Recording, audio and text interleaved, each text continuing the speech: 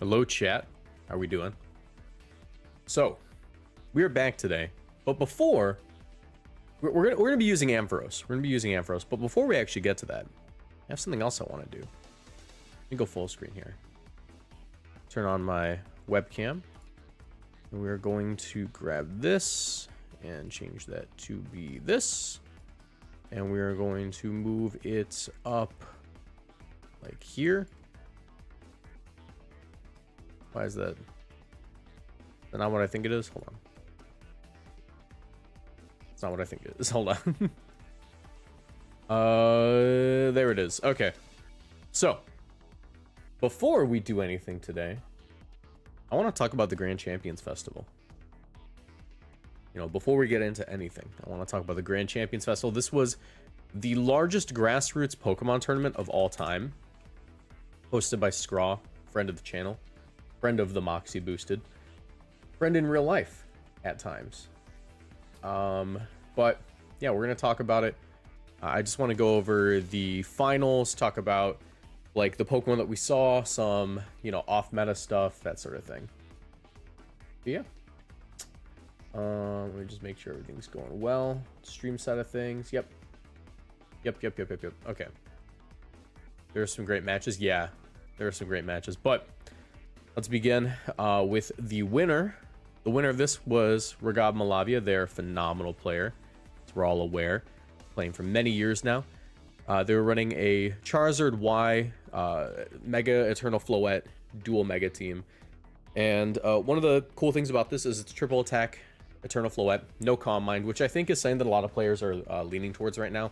As strong as like the Calm Mind Eternal Floette sets are, I think that just having the option to say, actually, no, I don't want to set up in front of you to be able to deal like maximum damage. I'm just going to click Light of Ruin if I want to do that. And that's pretty good. And frankly, if you play it on the right team, it does make sense. I mean, like, what's going to do more? A Calm Mind into a Dazzling Gleam or two Dazzling Gleams? But yeah. Yeah, we see, I mean, Charizard Y Floette, like, that duo is incredible. When you pair Charizard Y with Aerodactyl, it is pretty difficult to stop. There's only a few Pokemon that do okay into that lead, and it's like Garchomp and opposing Aerodactyl to an extent. But still, that lead is very difficult to deal with. We have a Chople Berry King Gambit. We see that like Black Glasses is kind of dropping off in usage as far as King Gambit goes. Chople Berry tends to be the more preferred item on it these days, and I think that has to do with like the amount of fighting Pokemon running around. Obviously you want to be able to actually click a move in front of a Sneasler, but like also you want to be able to win the King Gambit war. So if your King Gambit is faster and you get 2 low kicks off, good game, you win. And that's something that's really funny. King Gambit is one of the best steel types in the game, and it doesn't even run steel type moves, right? That isn't like different from what we've seen in previous generations. In Gen 9 it hardly ran steel type moves, but things are a little different now. You know, before it ran steel type moves, or before it didn't run steel type moves because King Gambit just wanted to click Swords Dance. Now it doesn't run steel type moves because honestly hitting Tyranitar, hitting Incineroar, hitting I don't think Excadrill takes too much from low kick, but like hitting all these different Pokemon for as much damage as possible, including opposing King Gambit, is more valuable than hitting Eternal Floette, because you could just still hit Eternal Floette with like a nice neutral move. But yeah, other Pokemon on the team, we see Scale Shot, not Mega Garchomp, Scale Shot base Garchomp with a Dragon Fang. I think that Scale Shot is still a stupidly powerful move. I've been running it on my Dragonite, but Scale Shot Garchomp is kind of new tech here. It does make sense. It lets you get like, for one, Scale Shot with a Dragon Fang is going to be doing pretty decent damage into opposing Garchomps. Like, let me show you something, right? So if we have Nerd of Now damage calc, let's pull this up. Garchomp, blank set, Garchomp. Obviously, this is probably like a bulkier Garchomp if it's doing this, but let's just go against like Scarf Adamant Garchomp. Scarf Adamant Garchomp into Garchomp with 2 HP. You see that Adamant Dragon Claw is enough to maybe KO this Garchomp. However, you know, a lot of Garchomp will just go invest in bulk to guarantee it. But if you're running an Adamant Garchomp, you can actually do something really cool here. If you're running Scale Shot, and let's just max out the attack, why not? If you're running Scale Shot and you have the Dragon Fang, your Scale Shot is doing a pretty significant amount of damage. 3 hits, that is like the average amount of hits you can expect from Scale Shot, is enough to one-shot opposing Garchomps. It is lower accuracy, however, still incredible damage. And on top of that, like, one, that's the 3 hit, right? Sometimes you get 2 hits. Sometimes you get 2 hits, and that's sad, right? That's sad.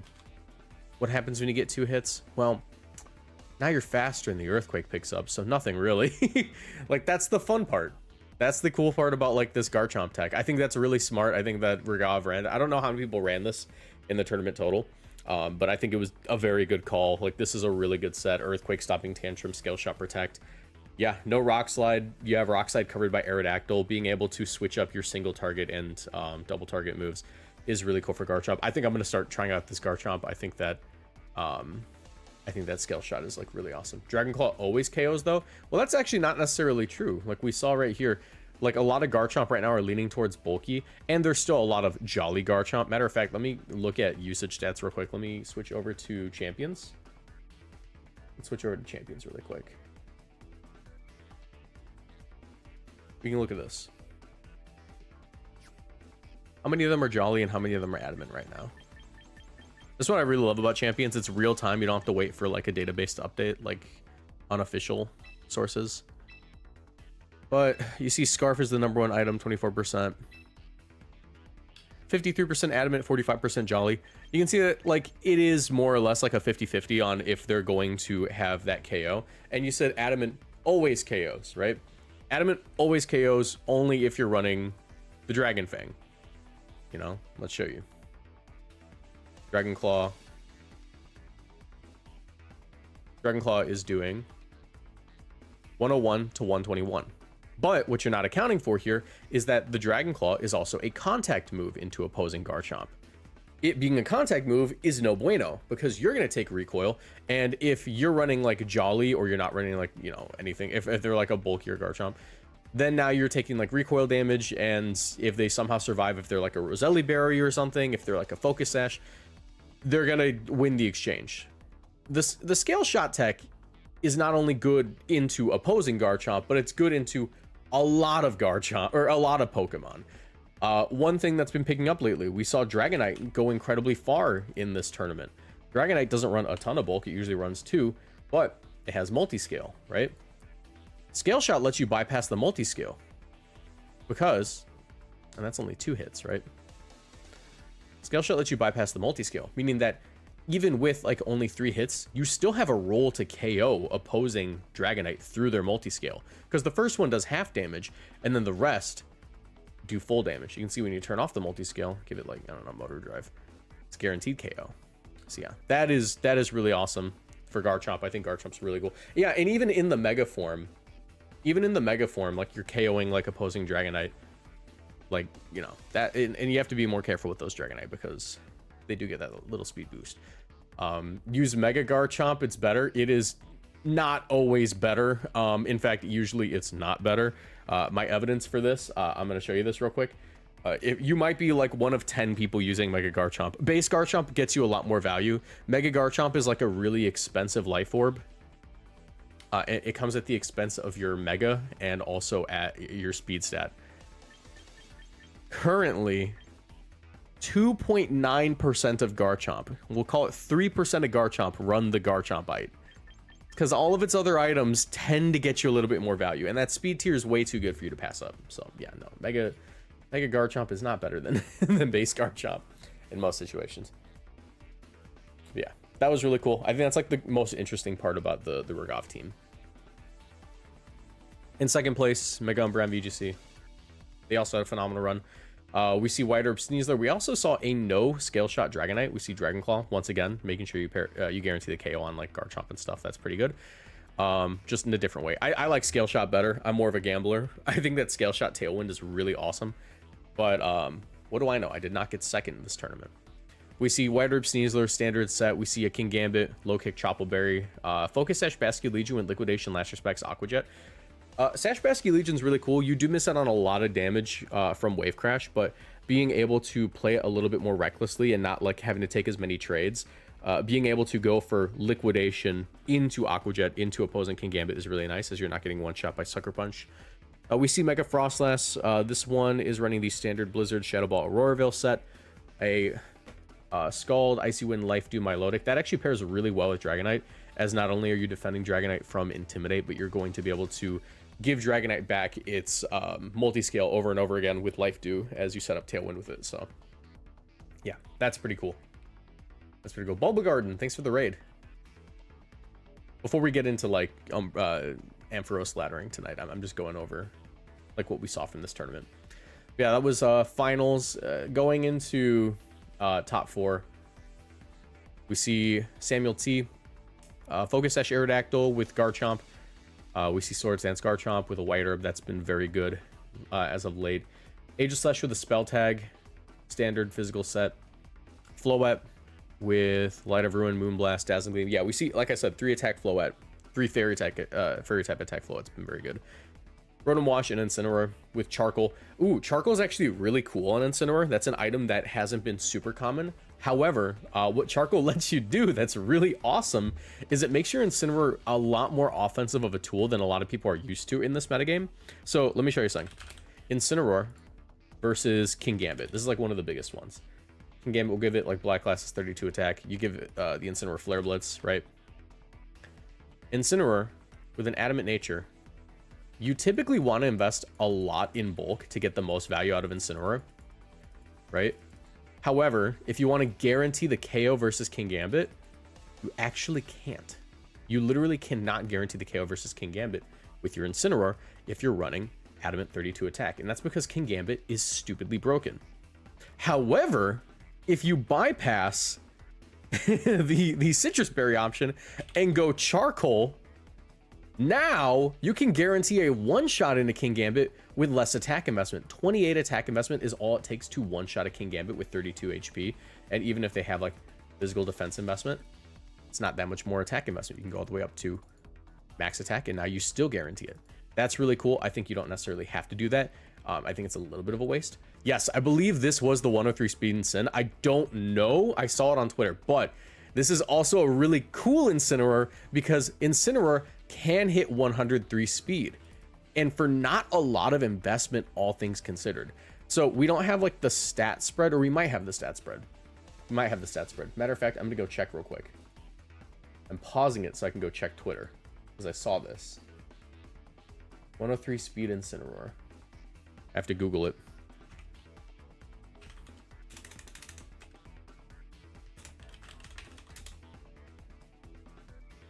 Here it is. Yes, I believe this is it.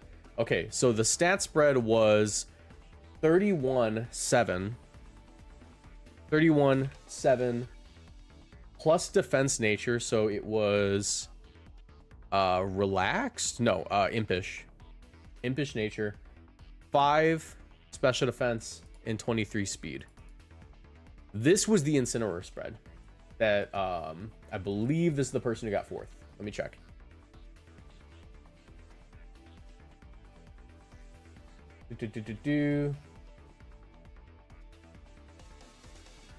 No, this was not it. This was a different person. This was the Shuka Incineroar. Okay, still though, I feel like we can combine these two. Hold on, let me unpause the recording. Okay, so as it turns out, the 103 speed Incineroar was Shuka Berry. But if we combine these two ideas, you actually do end up with something really crazy. Incineroar can hit 103 speed, right? That is the Tailwind number, meaning that if you set up Tailwind, your Incineroar now outspeeds Mega Gengar, right? So I think did this Incineroar have, it wasn't knockoff, it was Throat Chop, right? Darkest Lariat. Yeah, that makes more sense. This Incineroar had Darkest Lariat. Darkest Lariat. And into Gengar, offensive Mega Gengar, your Darkest Lariat into 2 HP Mega Gengar is a guaranteed one-shot, meaning that if you get up Tailwind, your Incineroar now goes first in KO's Gengar. They're like, oh, they're gonna want to fake out me, so my partner Pokemon's gonna protect, and this Gengar might protect, might attack, who knows, right? And then you Tailwind, and then you Darkest Lariat it, and it drops. That's the fun part. However, the 103 is not just for Mega Gengar, right? It's also good for Delphox, because Delphox is slightly faster. Delphox, Mega Delphox, hits 204. This lets you hit 206. Your Darkest Lariat is also a one-shot into Mega Delphox. That's so cool. So I think you could actually go with like a really, like, you could combine these two concepts, right? You really could. Like, if you only need that much attack, you could still run the Charcoal, right? And then into Kingambit, right? You see this like Kingambit, you put the Charcoal on your Incineroar, you increase the, you know, the attack a little bit just to like make it more in your favor. You could just go honestly like really, just a really offensive Incineroar. You want to make it, what was the thing we need? We needed 28. Where was it? Oh wait, that was Impish. Hold on, Adamant. Yeah, if you want to go like Adamant, 28 attack does guarantee the one shot into Kingambit, and you're still left with 10. You're still left with 10 points. So you could go with like odd number HP to help you out in like certain situations. Sorry. I don't know. Let's do this, right? You probably want to survive -1 close combat, or at least make it a roll. Actually, I'm really curious. Sneasler, White Herb, Jolly, close combat. That's -1 attack. Close combat is that much. Let us get rid of Intimidate real quick. Okay, you can never live that, but still, it's kind of cooking. It's kind of cool. I think that this is an interesting Incineroar concept that we have to bookmark. We have to bookmark this Incineroar for later, because Incineroar is not usually an offensive Pokemon. It's usually like a more supportive Pokemon. But in formats like this, where it's lower power, Incineroar does swing pretty hard, right? I'm gonna bookmark this one for me. We're gonna put 28, Adamant, hit 103. I'll just do like, I don't know, I'll make it look all fancy, right? Impress the audience. Ooh, all right. Charcoal, Intimidate, Fake Out, Flare Blitz, Darkest Lariat. This also does pretty good into freaking, hold on, because your Darkest Lariat, right? How much are you doing to Archaldon? Your Lariat's doing 30%. That's a 3-hit KO on Archaldon. Sometimes. After, not with leftovers recovery, obviously, but still, you know, Adamant Incineroar cooks. It cooks. What was the 4th move on the Charcoal Incineroar? I'm really curious. Parting Shot. Yeah, that makes sense. I was gonna say maybe you could just run 3 attacks Incineroar low-key. Yeah, Parting Shot obviously makes the most sense. That's cool. Bookmark it for later. Yeah, awesome. 25 attack Charcoal Incineroar Flare Blitz versus 32-14 events. Sinistcha Shot guaranteed Oko. That's what I mean. That's what I mean. It's so cool. All right, and obviously Santino Tarquinio. Gotta give our flowers to this guy. Goated VGC player. Players Cup champion. We have a Mega Gengar, Perish Song, Sludge Bomb, Shadow Ball Protect, paired with Incineroar. Obviously, these two can do anything if you put your mind to it. We have the Low Kick, Chople Berry, Kowtow Cleave, Kingambit. We have Never Melt Ice Alolan Ninetales. I think that's really cool. It just makes the Alolan Ninetales actually swing a little bit harder. I'm not sure what it's for. I'm not sure what in the metagame you want to make sure you're like. That's usually for like an Oko, right? Garchomp, I believe, always drops to Ninetales even without Never Melt Ice. Maybe it doesn't. Maybe I'm dumb. Scarf Offense. Blizzard. Let's turn off Never Melt Ice. Yeah, I mean, Blizzard's always one-shotting with Timid. It could be like, it could just be like a thing where it guarantees the one-shot without too much investment, but you already guarantee the one-shot without any investment, really. I'm not sure what that's for. I guess it's just general damage. It could just be like a calc where it's like a neutral Pokemon gets 2-hit KO'd now. That could be it. Actually, what if it's Sneasler? That could make sense. Sneasler has like not the worst special defense. Blizzard. 32. Never Melt Ice. Yeah, no, now you 2-hit KO Sneasler sometimes. That could be it. I'm not sure. But yeah. Other than that, we see Dragon Claw, Low Kick, Dragon Fang, Dragonite also make a pretty deep run. But like about broad things. Boosting Blizzard will never not be good. I know it will never not be good, but I was really curious, like, to see if there was like one specific calc that it was for. There are a couple of more teams that did pretty good. I do want to point out the Brady Smith team that I believe got, what, 11th? Here. VGC Corner, yeah, Brady Smith. Before he was VGC Corner, he was B Smithy. You guys remember that. But I thought this was really cool. I think Palafin next to Gengar is actually a very strong option. The Encore on Palafin I thought was really interesting too, because Palafin is a Pokemon that threatens a lot of Pokemon to have to protect in front of it, and it has a pretty decent speed tier. I mean, it's like 100 base speed, which means that you're outspeeding a lot of Pokemon already, and by forcing Pokemon to protect into Palafin, maybe on like a turn where they know that they can protect here, get a free switch into like a Sinistcha or like some other Pokemon that might be able to heal or something, then the next turn you just Encore them into protect, then they're kind of just goobed. That is interesting. I know that Brady on Twitter did say that instead of Encore, you probably would have gone with flip turn in a lot of situations instead. But yeah, we do see double Encore here. Mouse hold with the Focus Sash, Super Fang, Follow Me, Protect, standard set. We have a Pelipper who actually runs Muddy Water over Weather Ball. I guess that's just for spreading general damage as you are running a Perish team. We have the Citrus Berry, Incineroar, Fake Out, Darticus, Lariat, Protect, and Parting Shot. And we have Scarf, Hydreigon, Dark Pulse, Draco Meteor, U-Turn. I think this is a really cool team. Palafin is a very underrated Pokemon right now.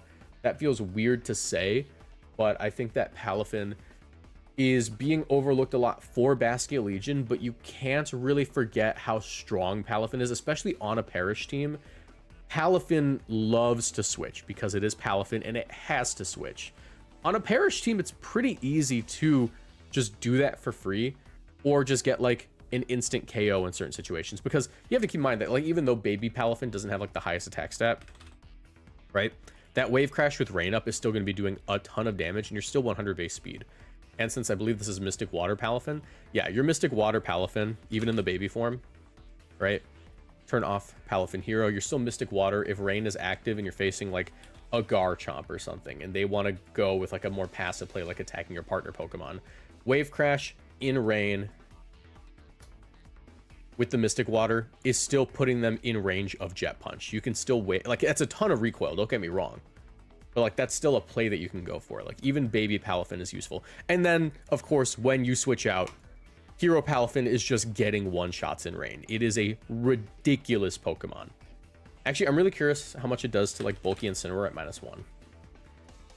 At -1, your Jet Punch is doing up to 90% and your Wave Crash is still KOing. Palafin is ridiculous. Yeah, I know that like Basket Legion is strong, but Basket Legion kind of doesn't get to do a lot of things that Palafin gets to do. Yes, Palafin can be faked out. Yes, Palafin isn't like as reliable of an endgame sweeper as Basket Legion, but you have to keep in mind with this particular team, with a Gengar, right? A Pokemon that already hates facing Kingambit, with an Incineroar, a Pokemon which doesn't have a fire type move, also hates facing Kingambit because Kingambit can just low kick it at +1.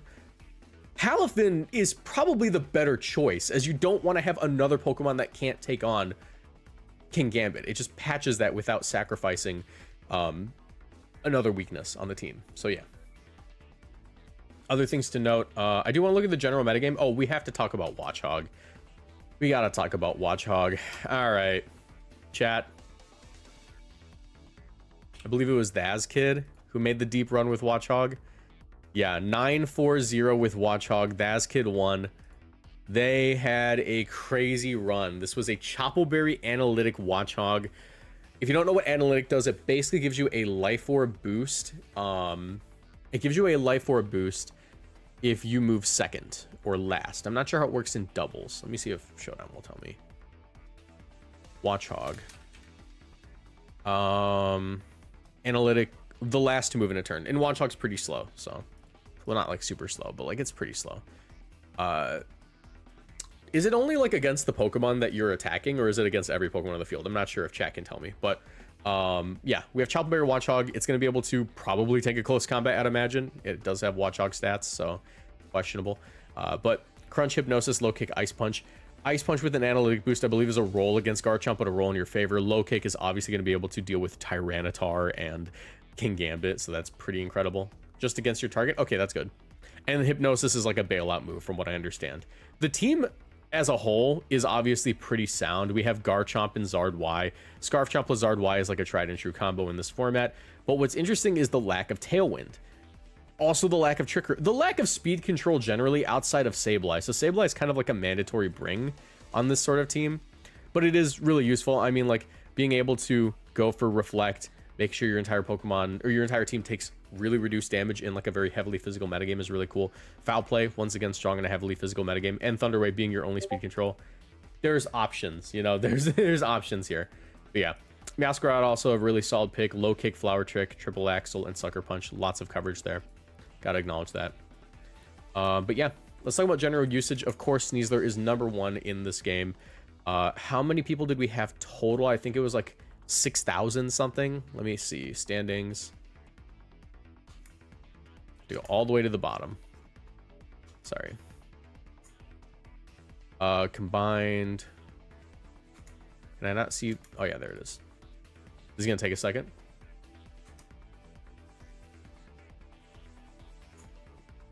This is the biggest grassroots tournament ever. 6,100 players. That is a lot of Pokemon playing. There's a lot of people playing Pokemon, man. Yeah. So, half of them, more than half of them had a Sneasler. That is a 50.58% usage rate. Sneasler obviously holds the format together like glue. Fake Out, the speed tier, being able to take on the only fairy type that matters right now, and Gardevoir and Sylveon obviously is like really good. Close combat, just being able to shut down Incineroar and keep Kingambit in check is incredible. It's a balanced Pokemon in my opinion, you know? 3,000 Sneasler is a meme, but it's a true meme. We have Garchomp in second, Incineroar in third, Kingambit. We already know what all these Pokemon do. I think Sinistcha as fourth most used is actually really interesting because I did not expect Sinistcha to be in fourth. I figured it would be Basculegion. But yeah, Basculegion also very, very heavily used. Milotic, not a Pokemon that would have seen a ton of usage on like if this was like a week 1 tournament, but a more recent metagame adaptation, if you guys watched my video talking about that. We do see Tyranitar with pretty high usage stats, Farigiraf, Floette, Eternal with 758. You have to imagine that that lower number is somewhat influenced by the fact that you have to beat Legend ZA to get it.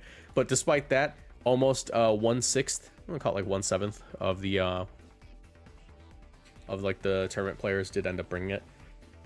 And yeah, Corviknight had a pretty good showing. Komodo also in the running for one of the better Pokemon. Blastoise not looking incredible. I think it's funny just how weak Dragapult is in this format. I don't think it's a bad Pokemon, but I think that it is kind of like in a weird place right now. Like there's a lot of good dark type Pokemon that are just kind of ruining its day. It's an interesting mon. It's an interesting mon, all things considered. But word around the block, there was the Hawlucha player that finished the highest placing. Hawlucha player was pretty handsome. Who was that? Well, that was Moxie Boosted, who should have day 2'd. You will see the video. I got extremely unlucky in my game that kept me out of day 2. But yeah, my winning did not go well. But Hawlucha, pretty good Pokemon. There's a Vanillix on the second place Hawlucha team, which makes me mad because I know it has entrainment and sheer cold, right? But I think that I do want to talk about my Hawlucha usage. I think that Hawlucha is not an incredible Pokemon. Not incredible. That being said, you gotta watch the games that I played with Hawlucha. Hawlucha was kind of good in the games that I played. I was like, I think I need to bring it to this matchup, and it kept getting KOs. I did not run entrainment. A lot of people saw the Hawlucha when I said I was gonna run it, and they were like, oh, did he have entrainment on it? Is he doing Oko Cheese? No, I'm not doing Oko Cheese. Oko Cheese was... It's not good. It's not a good strategy.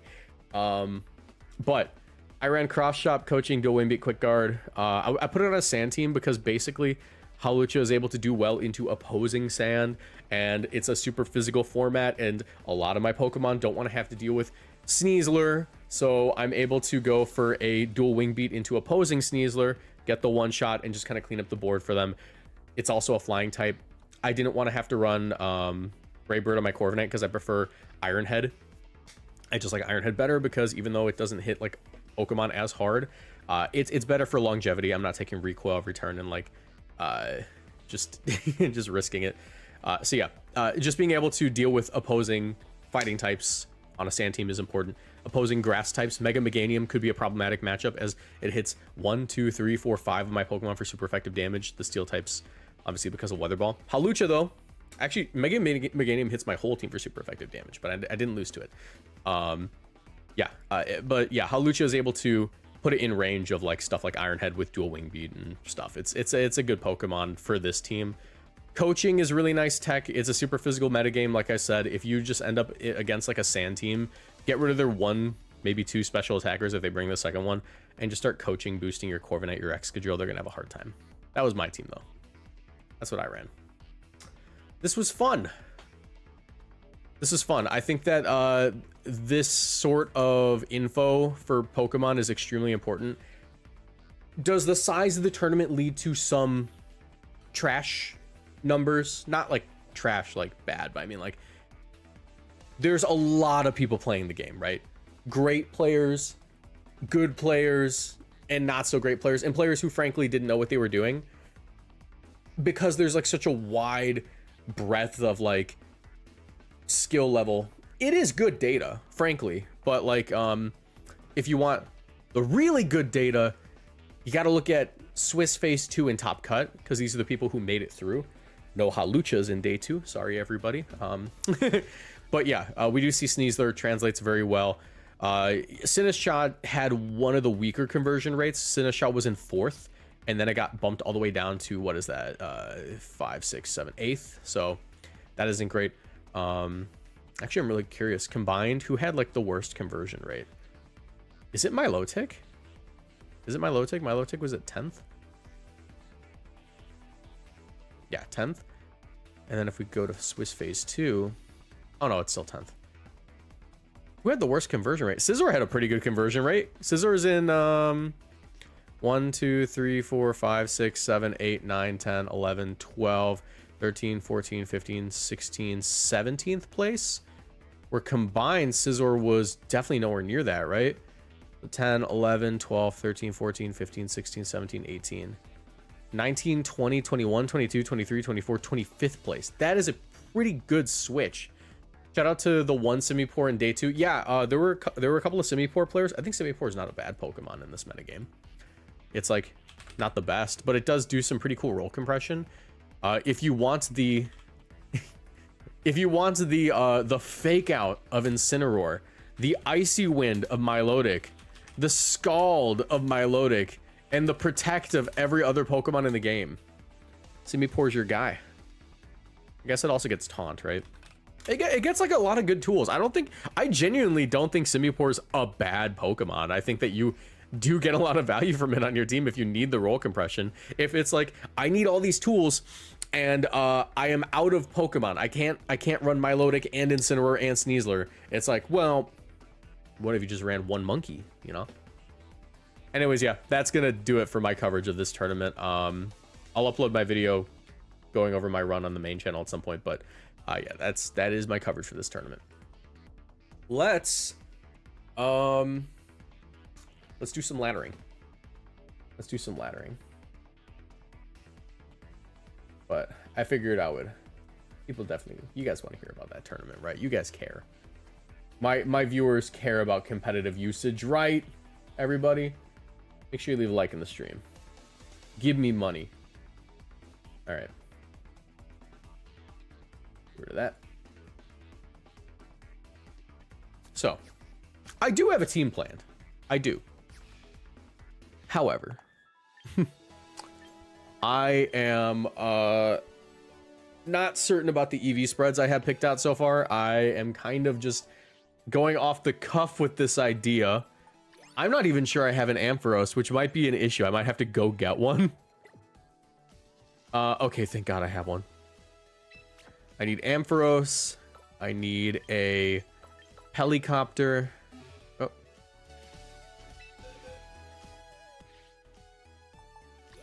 I need a helicopter.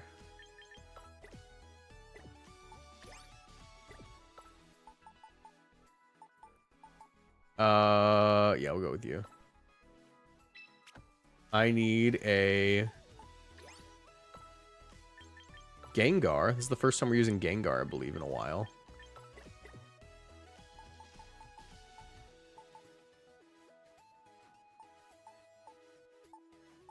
I'll go with you. I need Incineroar. Okay, Incin, it's time to roar. Legendary tweet. Legendary tweet. You guys know. We'll go with you. No, I'll just train a new one. We'll go with Stinky. Don't want to do Stinky? Yeah, I'll go with Stinky. Alright. Who else do I need? Sinistcha. I got a second Sinistcha, everybody. Huge update on the Sinistcha metagame. I got a second Sinistcha. However, this one's already ready, so we're gonna do that. And I need to have, what was it? I gotta check.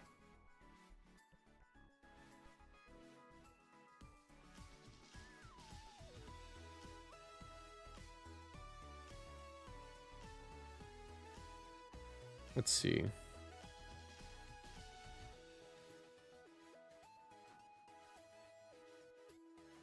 Sorry, checking a thing. All right. Palafin, that was the last Pokemon. Can you lend a Palafin? Please lend a Palafin right now. Captain Eepy the Sleepy. All right. Let's go with... I gotta train these guys. So I need you to bear with me on this EV spread. It won't make sense to a lot of you, but I need you guys to bear with me. I'll explain it to you in due time.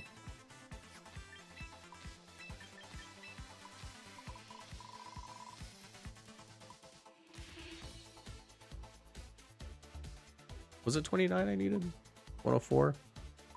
I'll just hit 103. And, sure. Thunderbolts.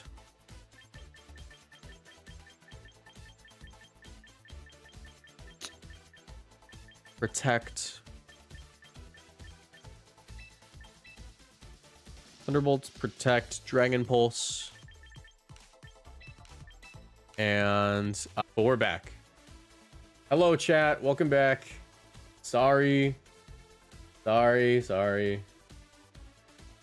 We're gonna go back to Twitch. Is Twitch working? Refresh.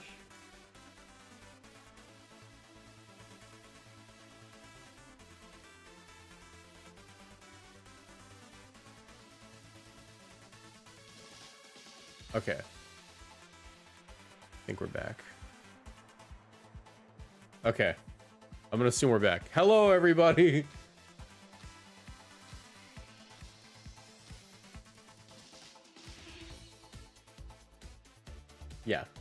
Yeah, we're definitely back.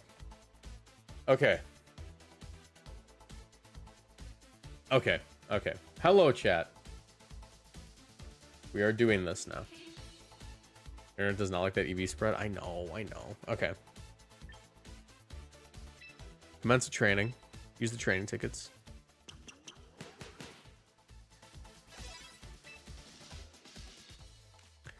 Pelipper's fine. Yeah, Pelipper's fine. Actually, no, I need Tailwind.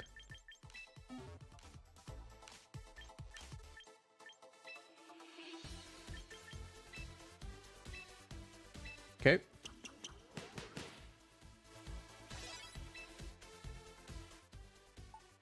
We have to retrain entirely.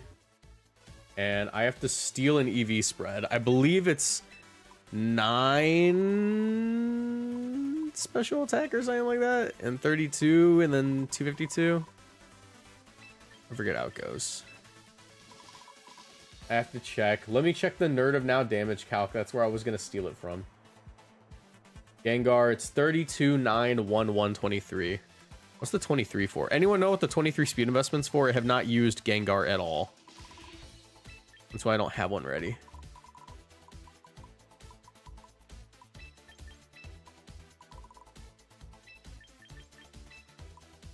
Okay, Curse Body.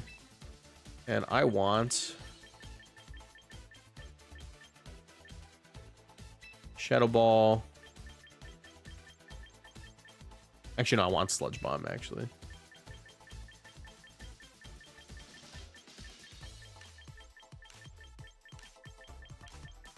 want? Sludge Bomb. Protect.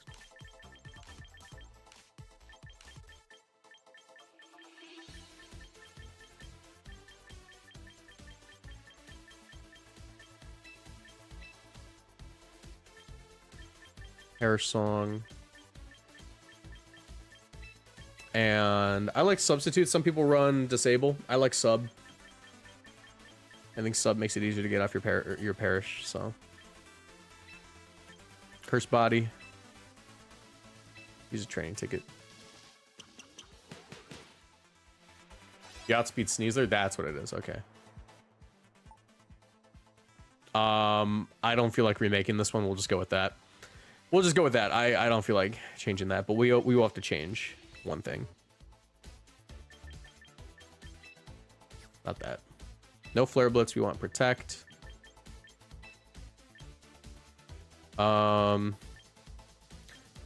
Sure.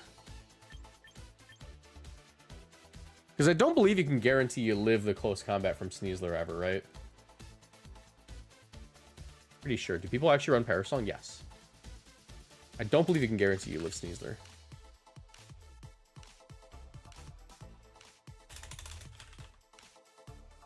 If you go like 32. You could, maybe. Impish.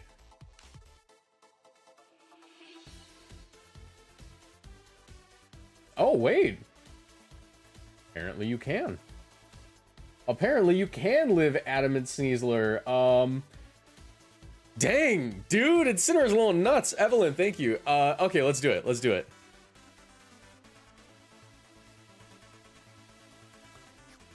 We're gonna run that Incineroar.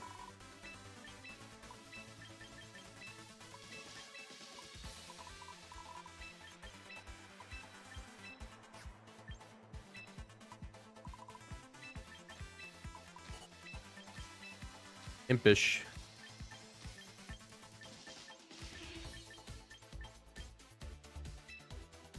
Focus Session always loves close combat? Shut up. What do you think about Milotic in this metagame? It's very strong and very annoying.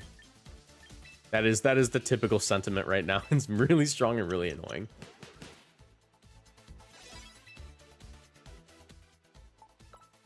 We'll just keep that EV spread, why not? Do these guys typically run? No, they don't.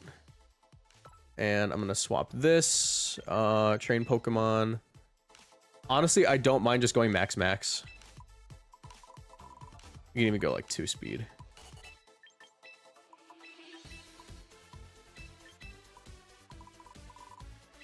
Yeah. What final move do I want? Flip turn, probably. Let's go triple. I could also just put a fighting type move on there. I could put close combat or like drain punch. Or low. Does he learn low kick? Honestly, oh, dude, I might just put a fighting move on there for King Gambit. I think I go close combat so I can KO King Gambit, right? Well, no, then I'll just go with Rain. I'm just gonna go flip turn. Let me look at the Brady team real quick. I want to know what he ran here.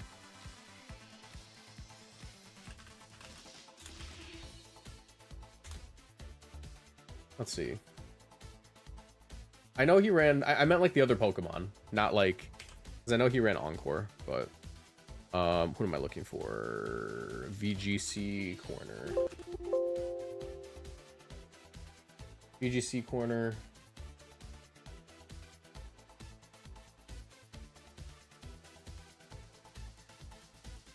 Team list.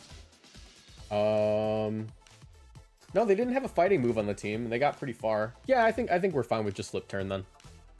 We'll do flip turn. Yeah, Brady ran Encore, but I meant like the team broadly. We'll go flip.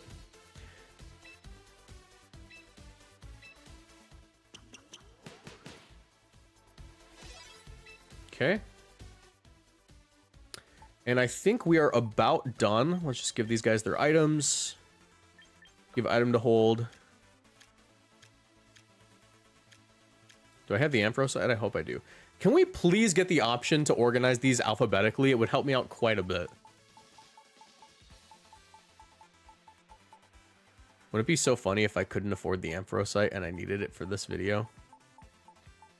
Wouldn't it be so funny? Do I not have the Ampharosite? Do I have to play a game to get the Ampharosite? They're 2,000, right? They might be 4,000. I thought I had the Ampharosite. No attacking move on Incin. Don't we have Throat Chop? Hold on, let me check. I think I might have messed up the Incineroar. It's 2K? Okay.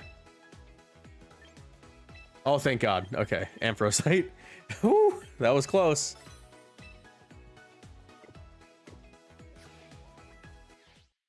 Thunder Amphi, too unreliable, even with rain. All right.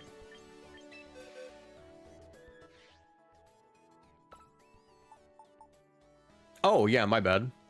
Not supposed to have Taunt. Thank you for pointing that out. It's supposed to be Darkest Lariat or Throat Chop. Let me see.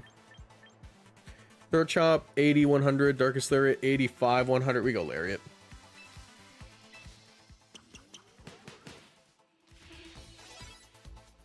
All right.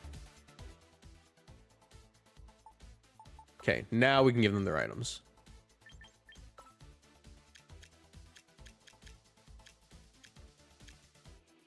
Ampharosite. You will have a Focus Sash.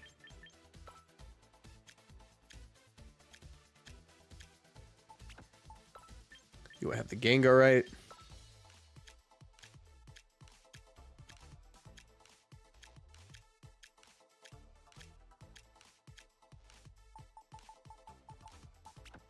You will have the Shukaberry.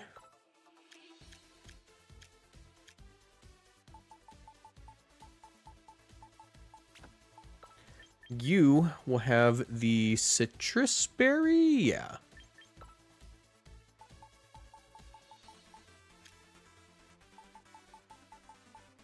Go with that. And I'll give you the Mystic Water. I could also go White Herb, frankly, but I think Mystic Water is probably better.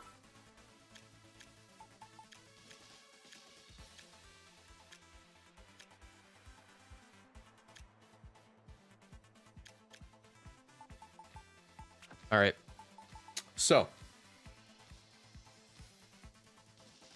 I am currently at like 20 or 2080 elo, something like that, and we're probably going to tank it by trying Mega Ampharos, but I have an idea for it. Basically, the idea here is we're running Mega Ampharos on a rain team. Actually, let me go into the menu where you guys can actually see it properly.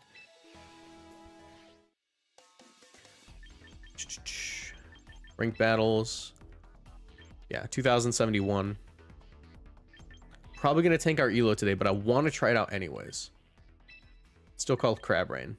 But running Mega Ampharos with Thunderbolt, Protect, Dragon Pulse, and Volt Switch. And we have it with a Pelipper, a Gengar, Mega Gengar, an Incineroar the Shukaberry, a Citrus Berry, Hospitality, Rage Powder, Trick Room, Matcha Gotcha, Sinistcha, and a Palafin. The idea here is that we are going to be playing mostly a Ampharos game, but we may have to account for the fact that there's a lot of people running Floette, right?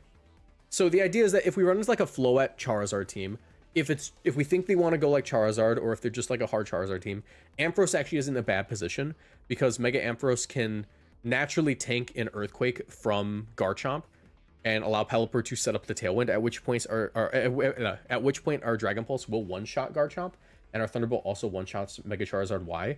We could also play under Trick Room if need be. Let me just double check my numbers on this because I don't want to be wrong.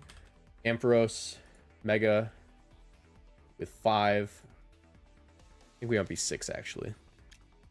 6 HP investment into Garchomp. Max speed, Scarf offense. Yeah, Dragon Claw is doing 101%, Earthquake's doing 94%, but our 32 timid Dragon Pulse should be a one-shot. Dragon Pulse, yes, that is 108 minimum. Basically, Ampharos is here to one-shot things. Alternatively, if we find ourselves in a position where we actually don't even want to Mega Evolve the Ampharos, but Gengar is like the correct Pokemon, Ampharos can play in that Perish Trap environment because we have Volt Switch and stuff and Protect. And it's a fat Pokemon. It's Ampharos, right? But for the most part, it's just going to be Trick Room, Tailwind, Ampharos stuff with a Perish option in case we run into Floette, because Ampharos does not like Floette. Ampharos would hate to run into Floette. We're going to try it out. I have... Ellie only has... Hold on. Ellie only has 65 out of 66 stat points. Thank you for pointing that out. I did not realize. Let me fix that.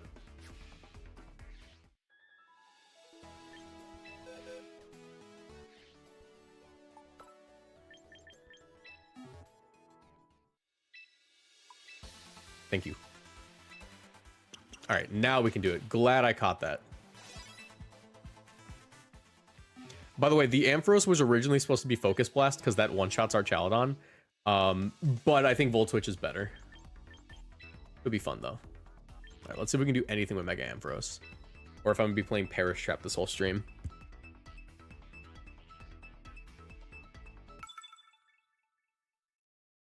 How much do you think it would change if Ampharos had access to Draco? It'd probably be a little bit better broadly just because it has a new move, but I think that it wouldn't change too much, all things considered. Let me also start my TikTok live stream. Always have to do this at the start.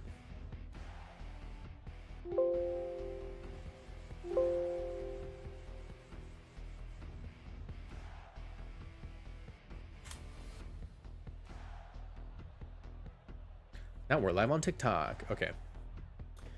Amphi is actually pretty decent here, especially with Incineroar, but we have to be careful. I think I like Amphi.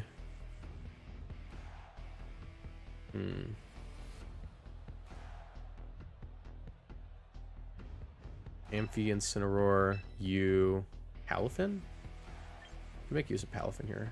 Pelipper could also be quite good. Then I want to lead off with it. Let's try Palafin. I don't think Palafin's bad.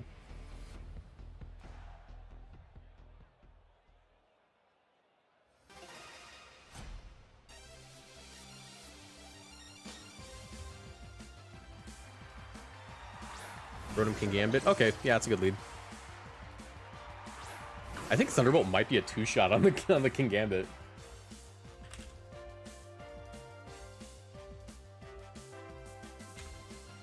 Thunderbolt. Yeah, it's a two-shot. That's kind of nuts. All right, let's go for the Thunderbolt on the Gambit. And I'll go into my Cine. Don't want to go into Incineroar. I want to go into Cine. I can also just Protect, actually. I'll just Protect. Scout their intentions.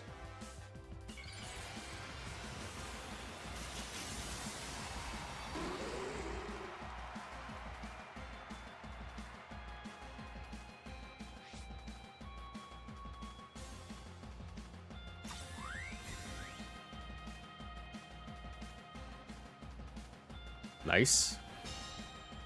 All right, yeah, and now I can eat the Kowtow Cleave. That's probably coming. Ooh, okay. Playing a little bit with rolls. But we eat that up pretty good. And now I can go for Thunderbolt. Or Twitch in Cine.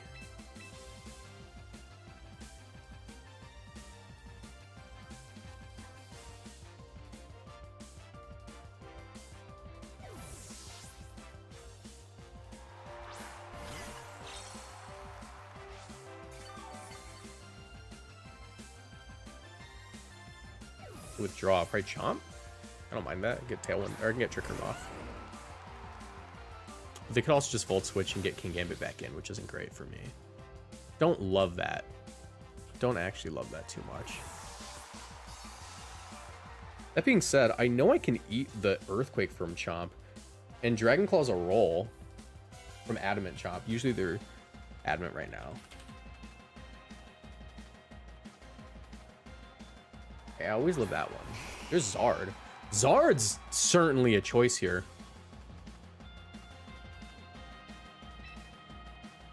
Because I could get that KO, which is more important. Which is more important? I think I can probably just take out you.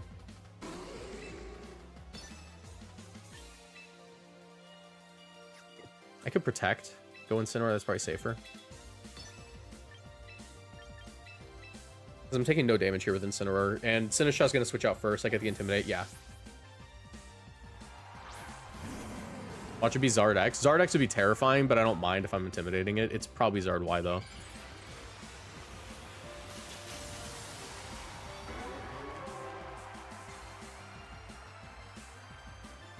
Hopefully it's not Swords Dance. I'm hoping it's Scarf.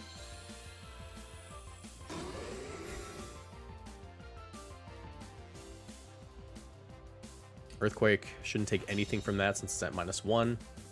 It is at -1, right? We didn't white herb it. Shouldn't take anything.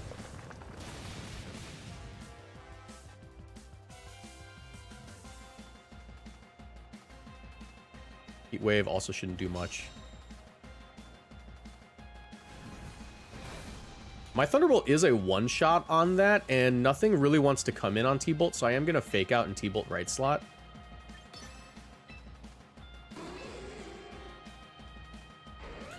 Then again, I can also just Dragon Pulse, get the one-shot. But I think I'd rather make the game safer for Sinistcha if they'll let me. Yeah, I think making the game safer for Sinistcha is better. Because, like, if I catch King Gambit goes down. If I catch Rotom, that's also useful. So I don't mind that. Okay, withdraw Garchomp. Who's it going to be? Rotom? That's fine. No Protect. We're going to actually just take out this Charizard Y. Heat Wave shouldn't do much. Stinky avoids. And yeah, I'm a very bulky Pokemon. This is not going to do much.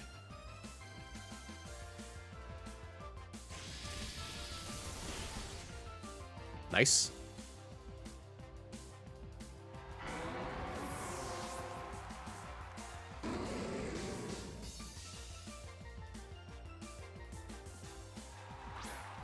There's the Chompy.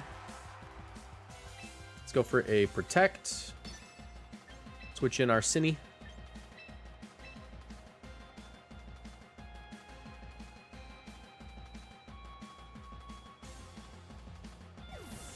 And they can't lock Earthquake here. Because, or maybe they can. They can lock Stomping.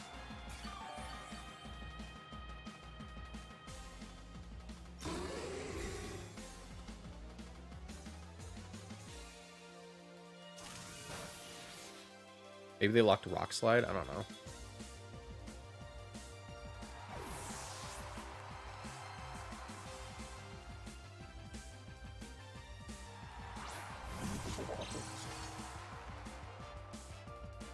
Oh, cool, man. Yeah, I told you probably can't lock Earthquake. That thing's gone. A masterful gambit, Mr. Musk. A masterful gambit, Mr. Musk. Truly, only a billionaire can make a play like that.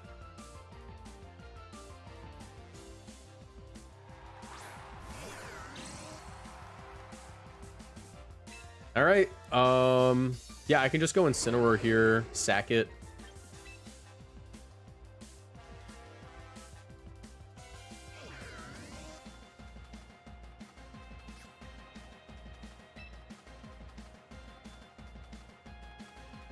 Does the play go Incineroar sack?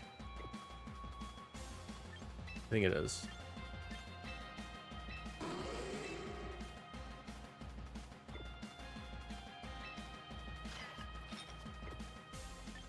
You can also go Palafin, to be honest.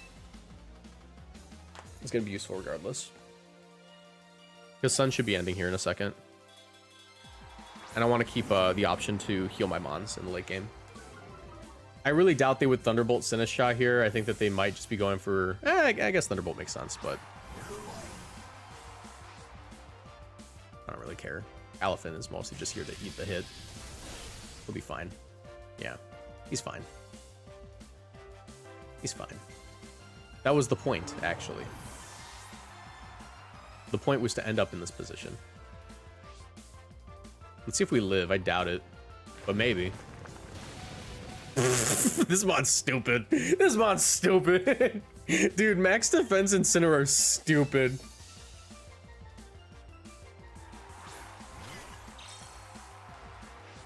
Okay.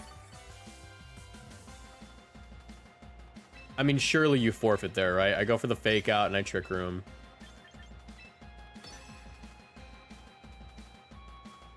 And typically speaking, your Rotom's gonna be faster than my Ampharos.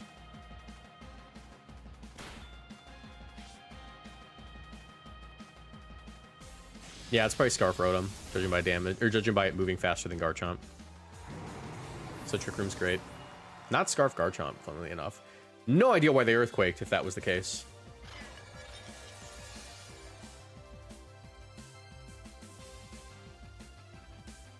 The harsh sunlight has faded. In comes Amphi, and that's probably game. It's probably game. Unless they have the Haban Berry. Technically speaking, Haban Berry could maybe win them this, but I doubt it because they're in the Sinistcha Matcha Gacha blender.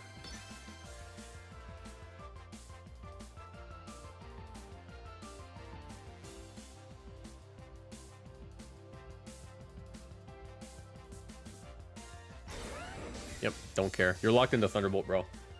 What's this Thunderbolt doing?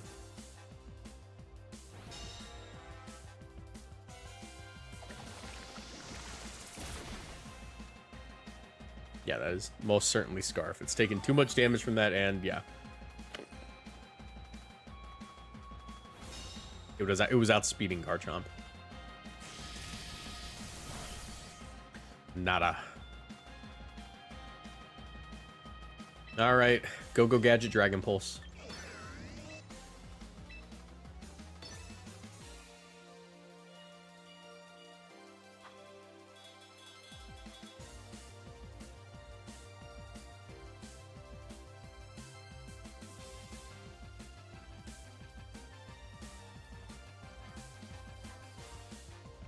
Yeah, as you can see, like, this is the exact matchup I wanted to pull on stream.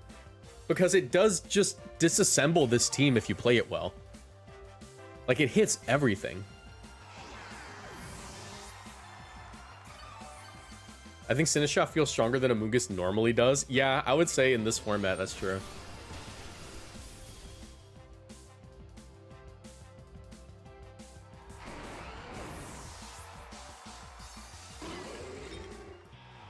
Yeah, imagine if this thing had a real buildy. Imagine if it got like fluffy or something. How are we feeling about it after one game, chat? How are we feeling?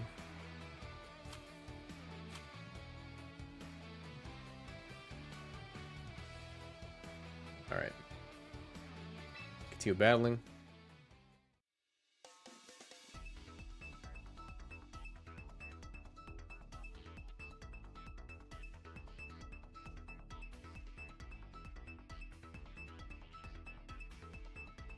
Ampharos was a sheep, but now he's a goat. Yeah.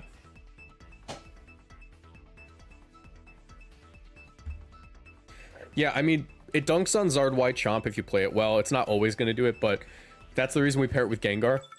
Because Zard White Chomp also can adjust and just run Floette instead and just destroy you. So, you know.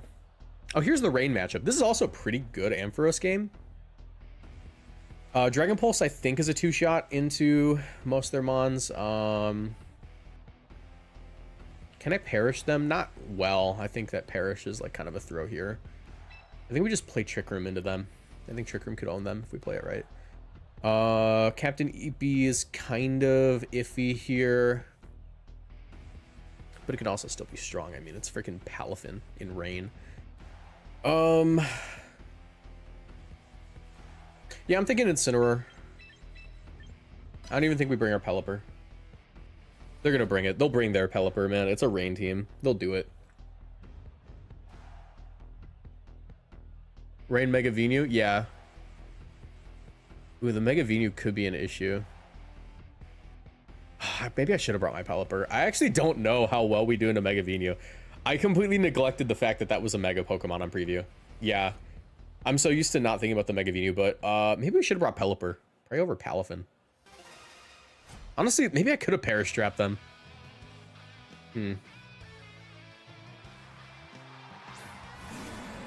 Basket Legion, Incineroar. Let's see if my Incineroar is somehow faster. I doubt it. I'm supposed to be slow. Yeah, there's this. Theirs is better here. I am just going to go ahead and Volt Switch out on the Basque. and go hard into my Cine. Well, also we could just go into Palafin. If we take a Wave Crash, we'll eat it at -1. I think this is a free Palafin turn. We're max HP, we'll be fine. And I have Sinistcha support. I say knowing very well my Palafin got one shot last time I switched it in.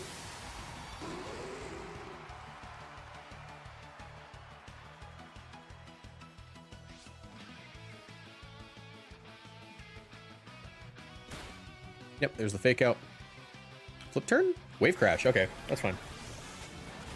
-1 Wave Crash hardly does anything. I do get a free Volt Switch here, and I can get Palafin right back in. However, it actually might be to my benefit here to hard... I kind of want to do a hard call out. Kind of want a hard call out. We can flip turn on the Incineroar, but I think we have to Dragon Pulse Basculegion.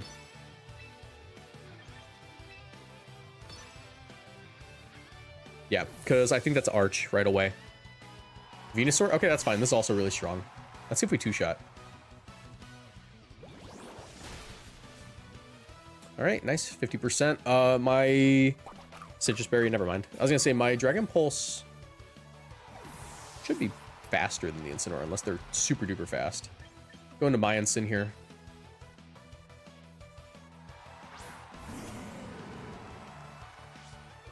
Smoke Breaker do anything in this format for Amph? There's a couple of situations where it can do something, but it's very iffy.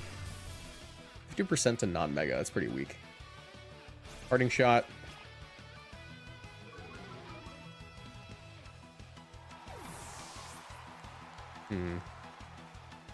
Don't like that damage for non-mega. There's Bask. I can Volt Switch out on the Bask pretty easily here. Plays pretty cool, just Volt Switch, go Cine.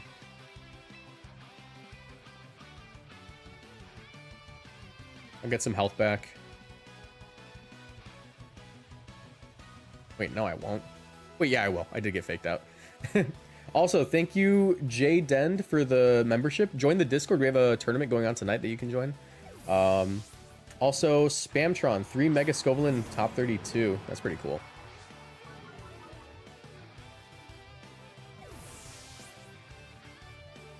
Dude, if they protect this Venusaur, it's gonna be a great turn for me.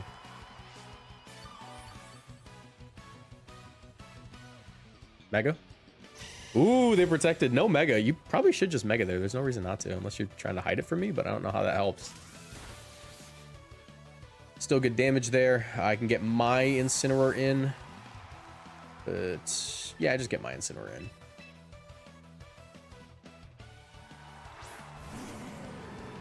So far, all the trades are going in my favor. Like, I don't think we've had, like, a bad turn yet, really. And now I do get my Darkest Lariat. It's gonna be not the strongest Lariat, but still pretty good. And I don't mind going into Ampharos here again. I don't even want to fake out, I just want to get damage. Venusaur doesn't tend to run Leech Seed right now. It tends to just be, like, 3 attacks protect.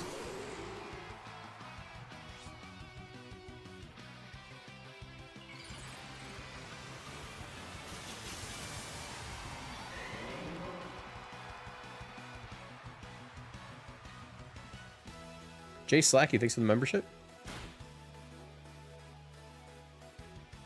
Earth Power. Shookaberry! Sorry, buddy. I got the power of Shookaberry on my side. Alright. I might be able to take a KO here. It's going to be a little iffy. But...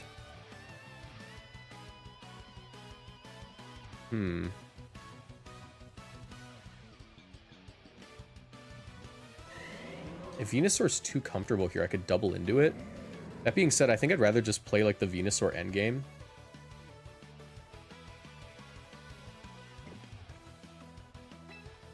I'm gonna Parting Shot. Yeah, I'm gonna Parting Shot on this Incineroar, and I'm gonna Volt Switch.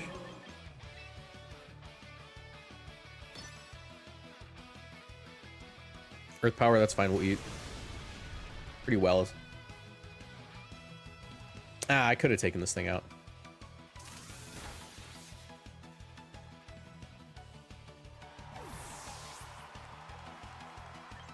Go into Or just Cinny. Nah, I go Pala. I go Palafin here.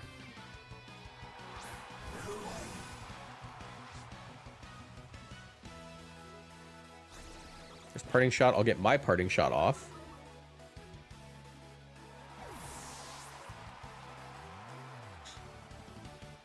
And their team doesn't seem to have any recovery other than, like, possibly Giga Drain. So I don't mind this at all.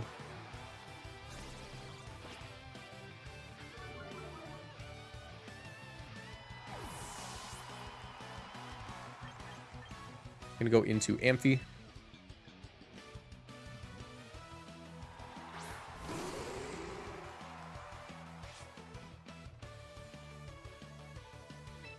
And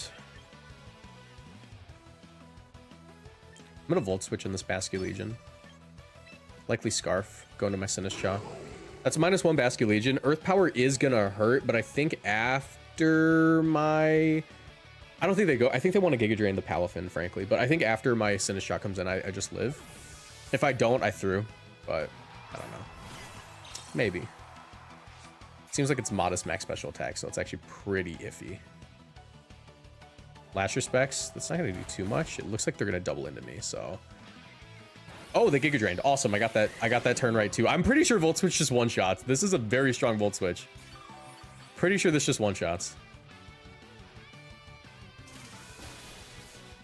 Oh my gosh, bro.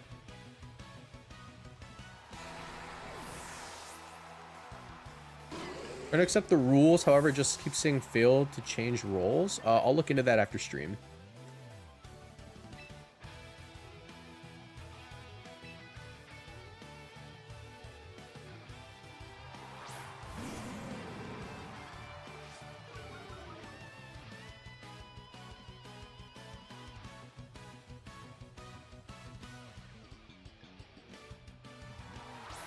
There's their Incineroar. I'm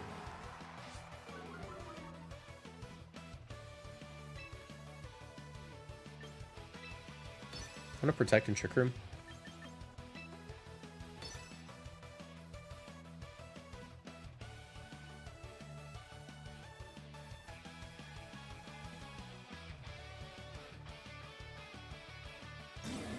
How's AMPHAROS doing? It's been doing very good. Slow Ride On, that's a crazy name for it, but yeah, it is kind of just Slow Ride On, huh? Ow. Thought for sure they'd fake out there. Not great. They're gonna KO themselves though, so that's not bad. Oh, that could be really bad for us. I took a lot of damage. Kind of have to go into Palafin here. That's pretty bad. What's your last one? It's got to be Arch, right? Maybe it's not. Sneasler? Okay. That's not the worst, actually. I just have to be really careful with this guy right here.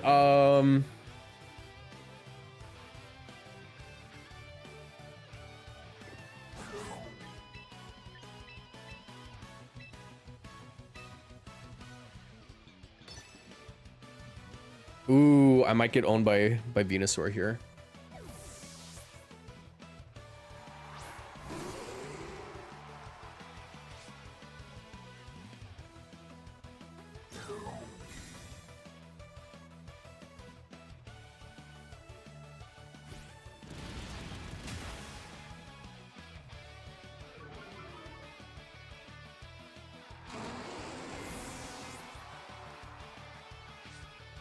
Okay, it is White Herb.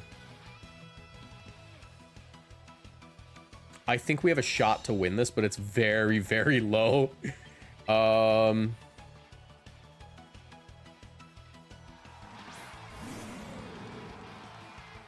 This is going to be a very close endgame. I think it comes down to if my Palafin's faster, to be honest.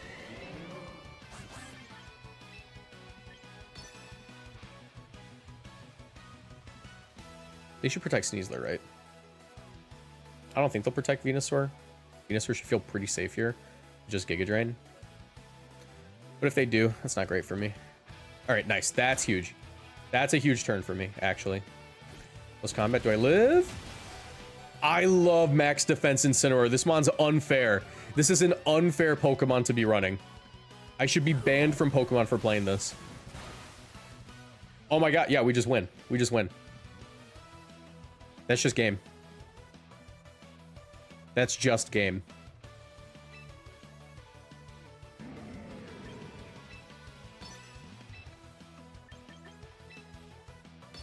Protect on the Venusaur, protect?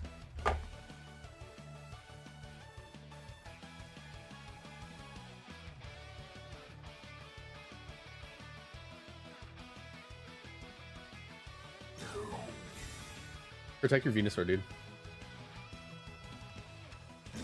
Oh, no protect on Venusaur. Okay, that complicates things a little bit.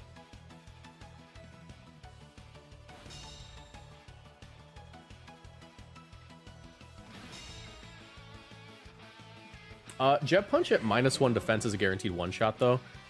So I can just do this.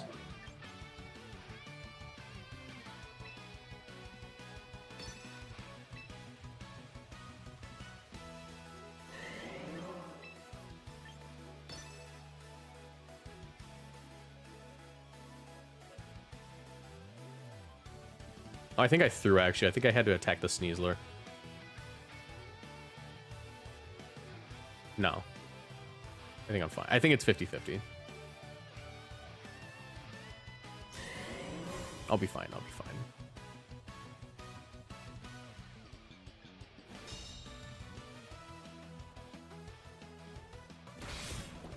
That's certainly an option. No, we're fine now. Close combat won't KO me.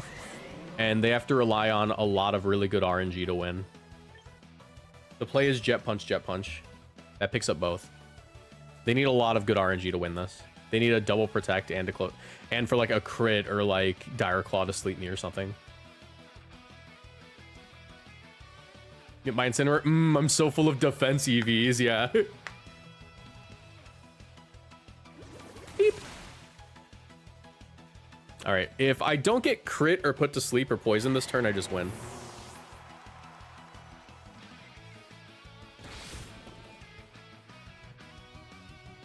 All right, yeah, there it is. Jet Punch gets you because you were White Herb and you're -1 defense.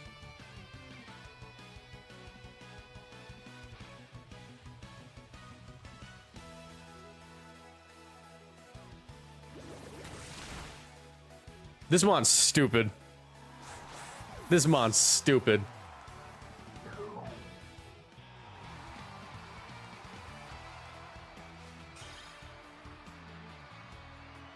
Awesome.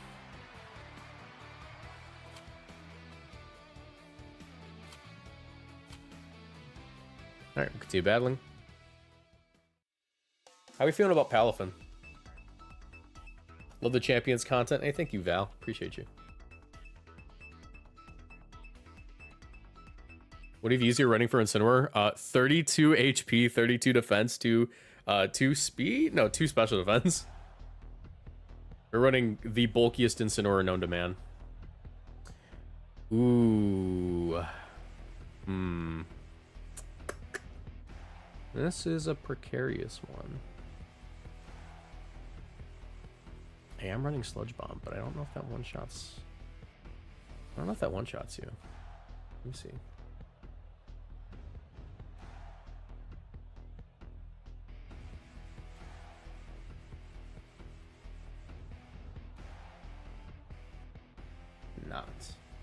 Not one-shot you. Do I play Ampharos into this? I don't think I do. I think this is the Gengar game, but you could also just make the case for... I think I just play Ampharos. Yeah, I think I just play Rain Ampharos here. I don't think we bring Incineroar.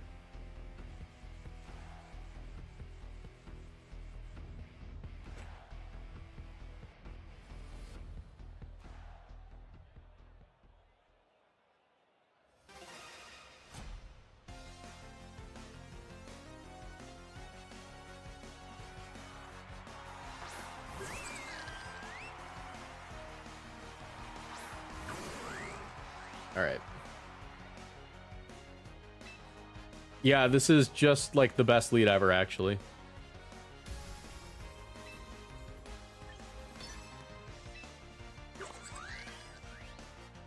I don't know if this KOs, but I really don't think Primarina would just stay in on me, right?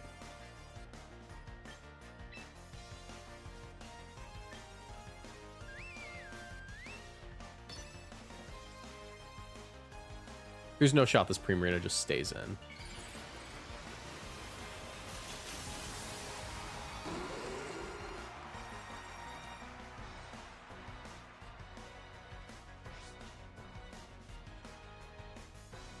Yeah.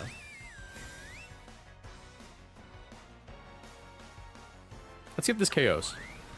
I doubt it. Eh? Maybe. Never mind.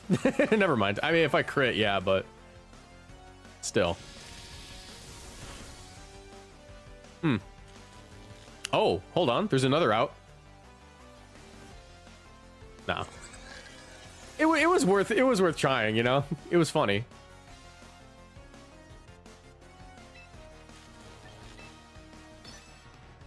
All right, let's protect and go Cine.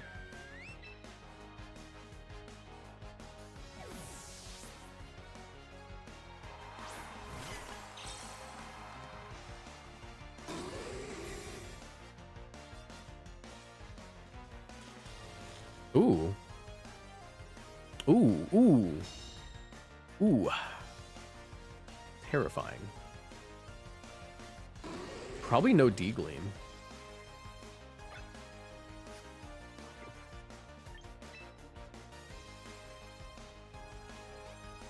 Probably no D-Gleam.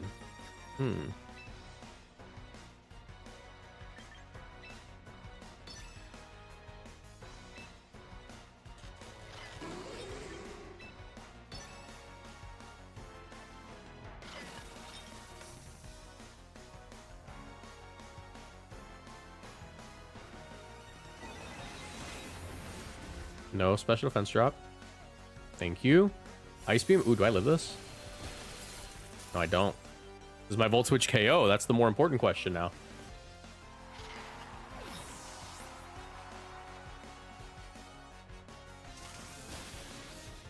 No. Ooh, don't like that. Okay.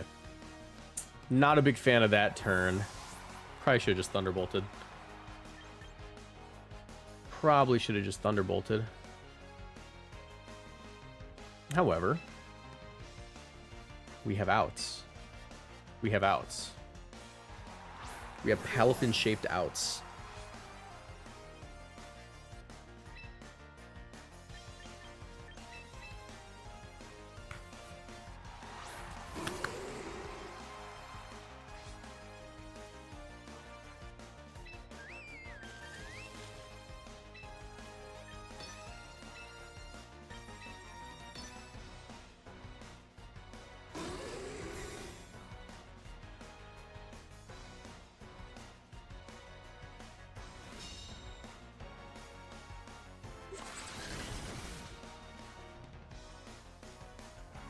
Ooh, that was a good turn. Okay, do I live? Yes, I do, but I'm gonna KO myself now. Yeah, or maybe as 8 HP, probably KO myself. I'm max HP. Hold on. I thought maybe I'd live on 1. Okay, yeah. So my idea there was I could KO the Primarina next turn with Jet Punch, but I got cooked. I got cooked.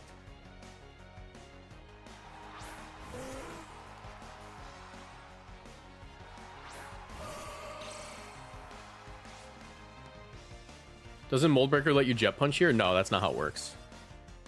That's not how it works. Not how any of this works. Is this the last turn of Trick Room? It is the last turn of Trick Room. Hear me out. Hear me out, chat.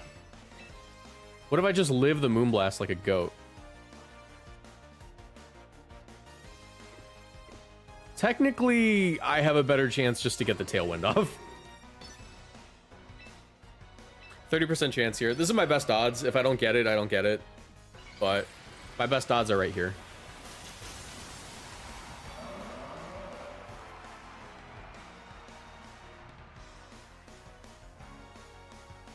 Oh, I got it. Hold on, hold on, hold on. It's doable. It's doable again. Moonblast, Hyper Voice.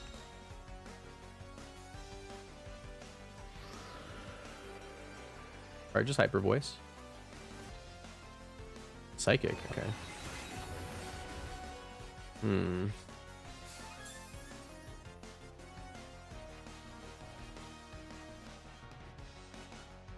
We have a new #1 threat.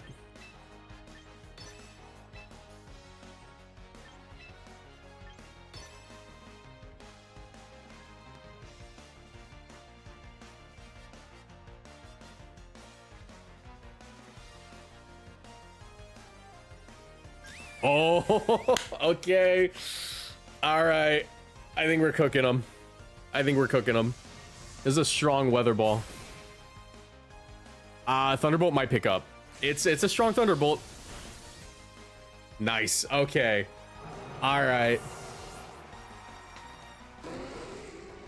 Okay. Who's the last Mon? We have 2 protect users, so. Could be a little problematic, but I think we're fine. The play is just Thunderbolt Weather Ball, right? Actually, I think the play's Thunderbolt Protect, because then I get to double up into him.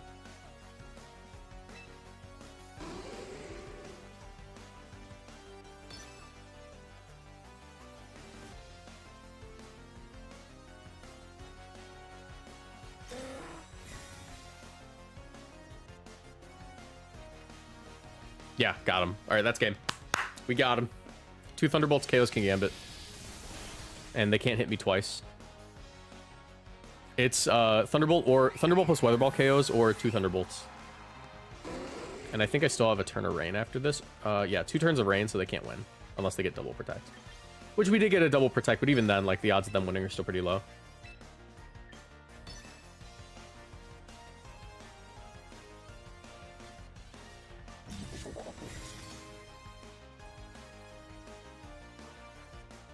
What if he Sucker Punches? Well, that's why we protected.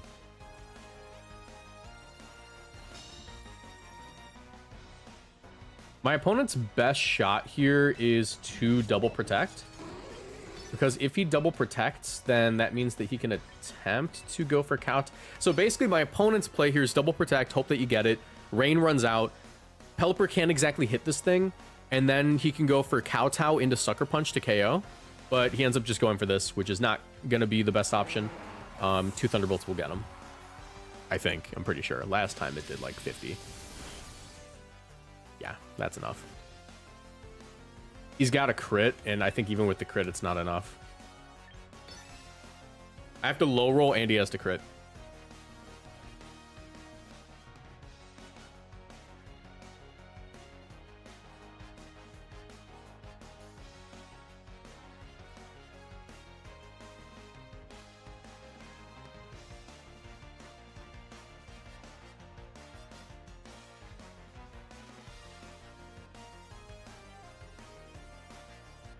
Dude, we're cooking people with Mega AMPHAROS. This mon's good.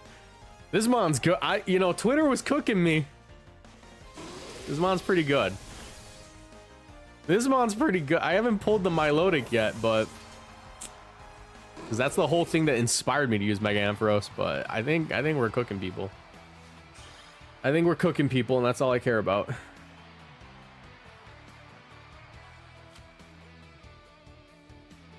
Nice. 2100s.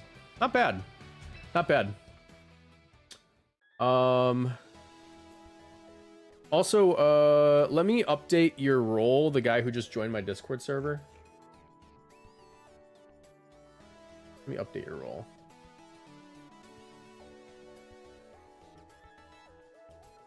Jay Slacky. It looks like it updated your role. Are you not able to see everything? Oh no, you're there. Cool, it fixed it. All right. So, chat. What is the champion score? I think it's like 2250, something like that. Let me see. Battle data.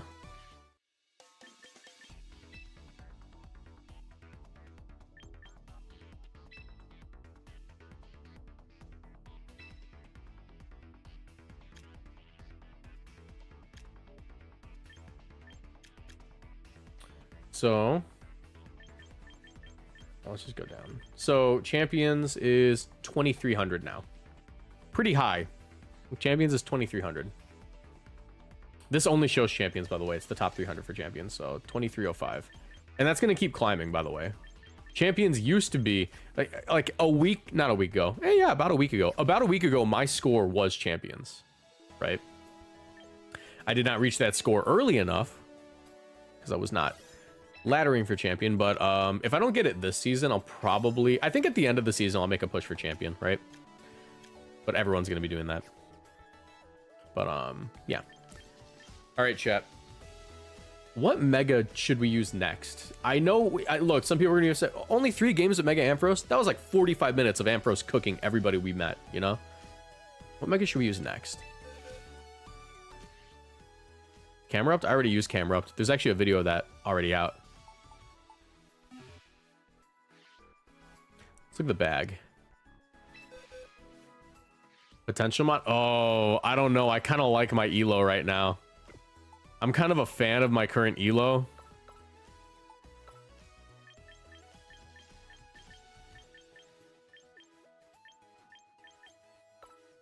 Excadrill, we already did that one. I want to use some of the older ones.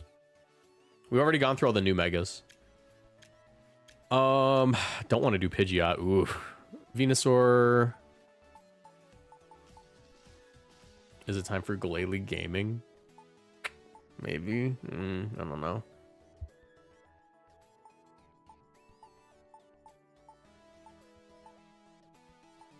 Ooh, actually, I want to use a team that Joe made. I want to use Mega Garchomp. Joe released a video the other day. If you don't know who Joe UX9 is, subscribe to Joe UX9 on YouTube. And on Twitch. Follow him on Twitch. But Joe made a Mega Garchomp team the other day that I really want to check out. Hold on. Very soon, the next update for Fear. Sorry. Joe UX9. It was Joe and Justin made a really cool team. Yo, what is ever? I want to try this out. Where's the code? Did I not make a code? Is that the end? Joe, you gotta show me the code, bro. There it is.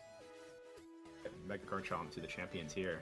Yeah, here's the team if anyone's wondering. Yeah, this is the full team. We got the compound eyes on Pavilion, so we get more accuracy. Everything else, yep. All right, let's do it. You're not gonna show the EVs? Okay, he does show the EVs. We have to do this manually though. There's no recreation code. Joe, rule 1 of being a content creator: if you're gonna show a team this cool, you gotta make the code, bro. It's such a cool team. I want to use it. All right, hold on.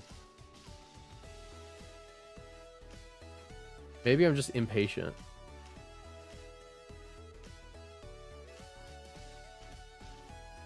All right, I guess we're gonna have to make it ourselves. All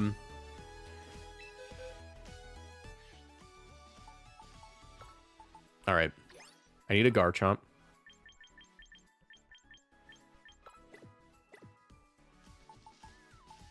I only have 2. Let's do the Swords Dance one. I'm not using that on anything. All right, this Garchomp is... Got to retrain it. It's 25 HP. Adamant.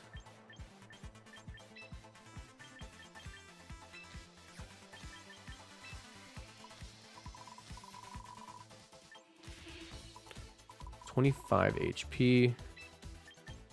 1 defense, 4 special defense, 4 speed. Earthquake, Dragon Claw, Rock Slide, Protect. Commence training. All right.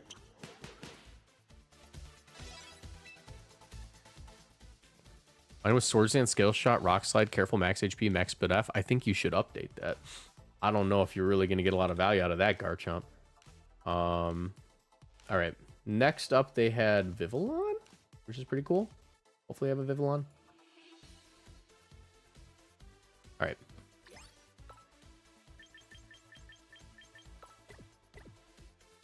Yes, I do. Train this Pokemon. No skill shot? You got to see the team. You got to see the team. You'll understand in a second. You'll understand in a second why it's this way. This is one of the coolest teams I've seen in a while. Did I watch the video? No, but I heard about the concept from one of Joe's YouTube shorts, and I said, yeah, that's probably cooking. That's probably cooking. All right, we want Hurricane, Tailwind, Sleep Powder, Protect.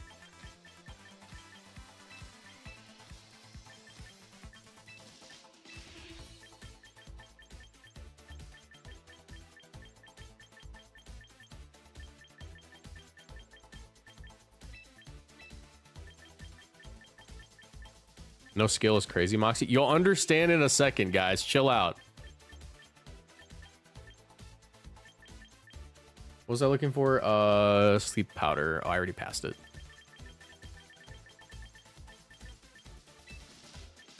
This is Compound Eyes.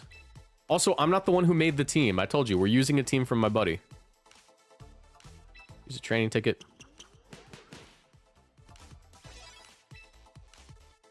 What do you mean you gotta grind to train Pokemon with VP? It's really easy. They practically throw VP at you. Like, it isn't really a grind. They just hand you the VP. You get VP from winning games and also losing games. All right. Oh, this is Fat Sneasler.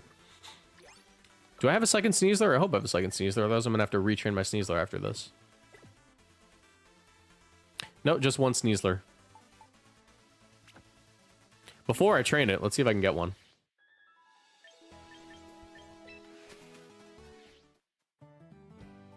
Scale Shot unreliable AF, I understand. That is no, Scale Shot's a good move. We're not running it for a different reason. I said chill out and you'll understand. You guys gotta just chill out. Hold on. All right, new lineup of Pokemon. Let's see if I can get one.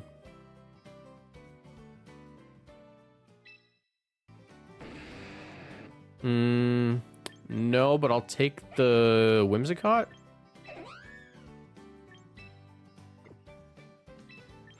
Hold on, I'm trying to get a second Sneasler. It's really easy now with this current thing. I just don't want to. I want to get like a fat Sneasler to keep, so I don't have to retrain my Sneasler like every 5 minutes. I have so many permanent recruitment tickets.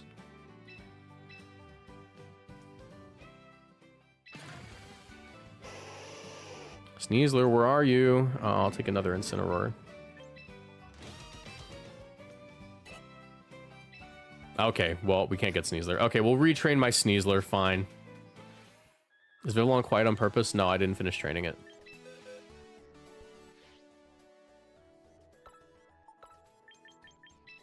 It's supposed to be timid.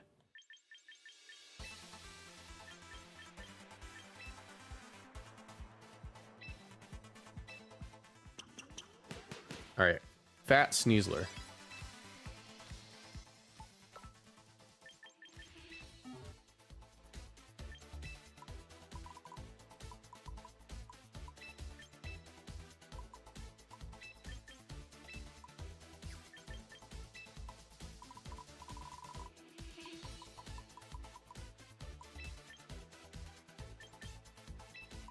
Forget what this does. Don't feel like finding out. All right. Is it Jolly? It's Adamant.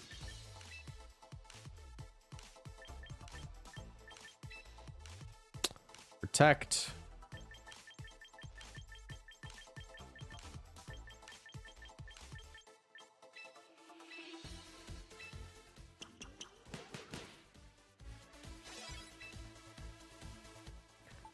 Okay, next up is their Incineroar, which is...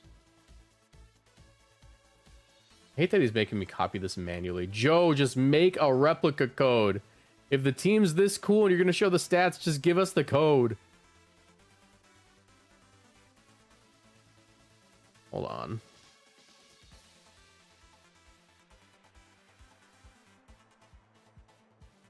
There it is. Ah, I missed it, dang it. Hold on. I have to pause it at the right time to find out the Incineroar stat spread. Because he just flashes it on screen for a second. There it is. Okay. Train.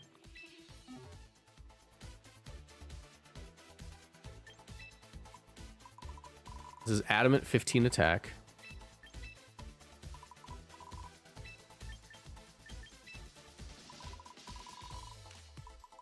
$13 special defense, 1 defense, 30 HP, and then 7 speed. It is a Adamant nature. Got Flare Blitz, Fake Out,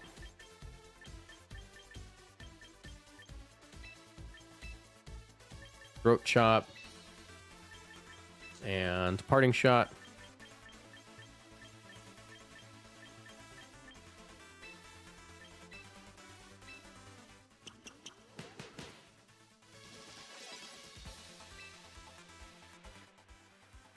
Is this team good for Champions PvP? Sceptile, Excalibur, Alolan Ninetales, Incineroar, Miraidon, Urshifu Rapid Strike. You know what? If you can get your hands on a Miraidon or an Urshifu Rapid Strike, yeah. Sure. Alright, Oranguru. I'm low-key just gonna use my Oranguru, unless I have one ready to go here. This is a new one. Cool, I'll use that. Train, 27 HP.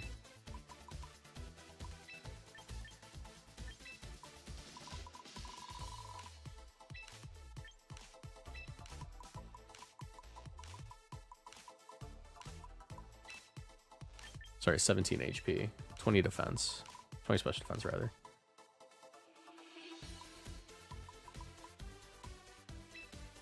Two speed's crazy. Don't know what that's for. I think it's some kind of speed interaction. You want Instruct, Gravity, Trick Room, Protect.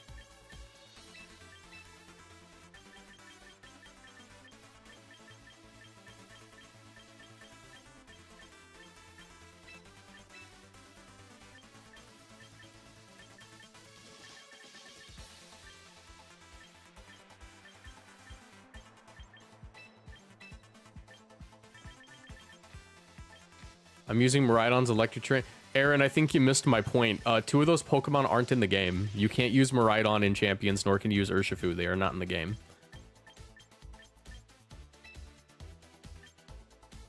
Telepathy. Does he not show the held item? Joe, your camera's in the way of the freaking held item. There we go. All right. I missed the nature on Oranguru. Great. Sassy.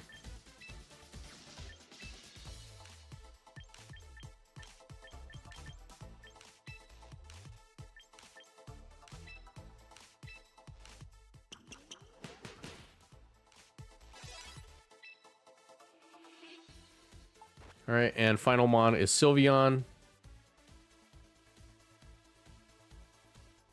If I can find it. Yo can stop hiding it.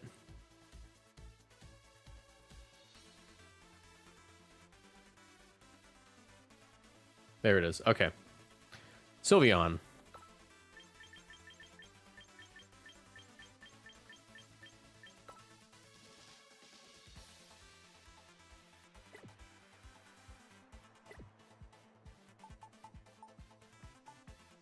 Do I have 2 of them?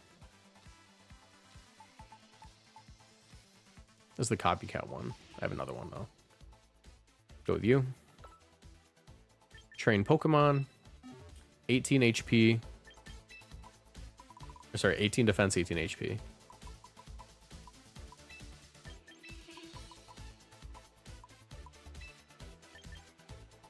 $176 special attack. Quiet nature.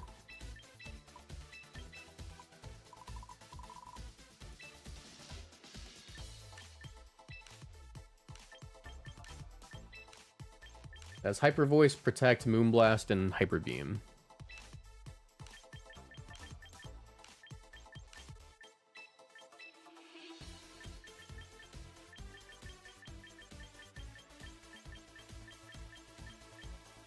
All right.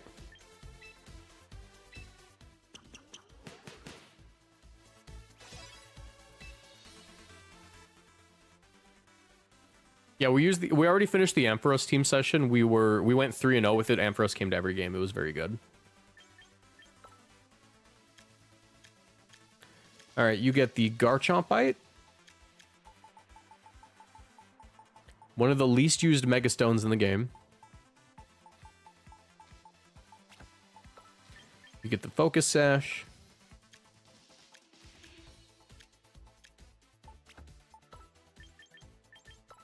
You get the White Herb.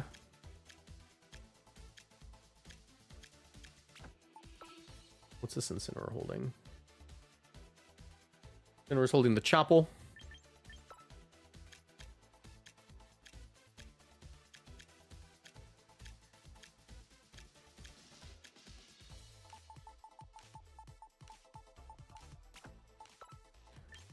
Mental Herb, I'm assuming Citrus Berry.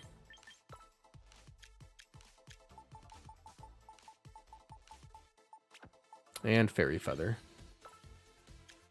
Took us a while to get this finished. Still quicker than any other Pokemon game, though. Alright. Give me a second, guys. I'm gonna be right back. I'm gonna run to the bathroom, and then we'll get started. Like 1 second.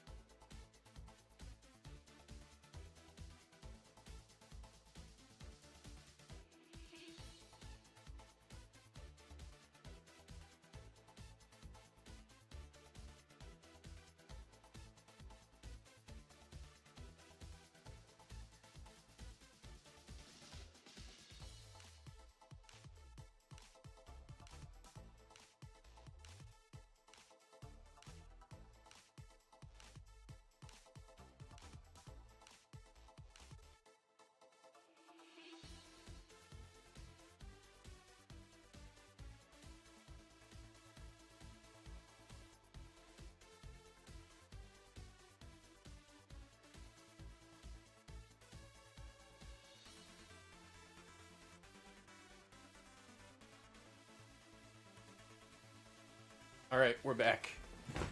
We're back. Let's do this. Oh yeah, the 7 p.m. reset. My bad.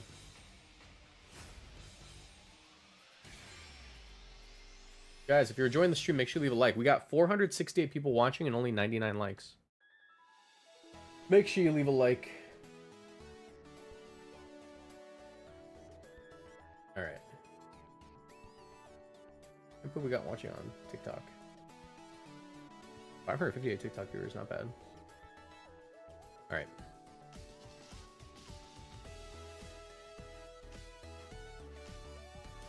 I really want to use Mega Lucario. Thank you, SSJ Tough. Appreciate you. I want to use Mega Lucario, but I don't know how to make a team for him. How much do I have to pay you to play Mega Lucario? You don't gotta pay me anything, but if you want to become a member, also you already paid me $5 in the super chat. Thank you. If you want to become a member, that's more than enough, and I'll eventually get to Mega Lucario. All right. So let's get into it.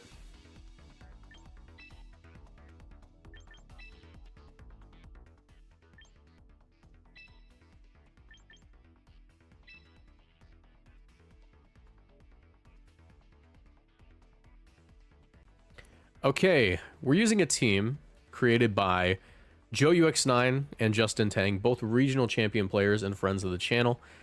This is an interesting team. I'm going in very blind with this team. I don't know how to play it exactly, but I get the general idea. It is a Mega Garchomp, and Mega Garchomp loses speed when it Mega Evolves, right? So you're running it with Instruct, Trick Room, and Gravity. And the idea is that Mega Garchomp will be able to throw out one of the strongest Earthquakes in the game, next to a Rangaroo, without any Pokemon like Rotom or Corviknight being able to switch in without taking super effective damage. Beyond that, we also just have like the Tailwind option with Vivillon, with Sleep Powder and stuff. And yeah, let's go ahead and begin.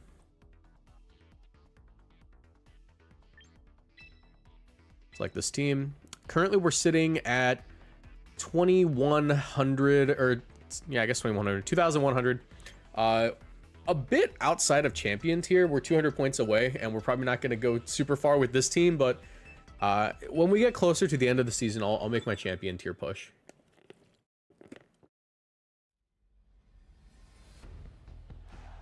All right, let's see if we can do it. This actually doesn't seem like the worst time to try it. I'm a little scared for the lead. The lead can be a little rough. They're almost never going to fake out the Oranguru is the funny thing. That's just not the thing people do. But I have to be really careful for King Gambit.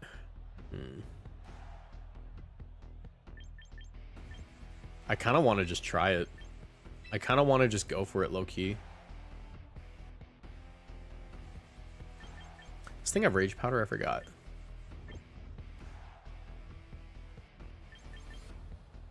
Sylveon for sure. You have Sleep Powder could be useful. Incineroar can get me a lot of value. It's just that this King Gambit's problematic. I think we still bring it. It's a really fat Garchomp. I'm sure we'll be fine.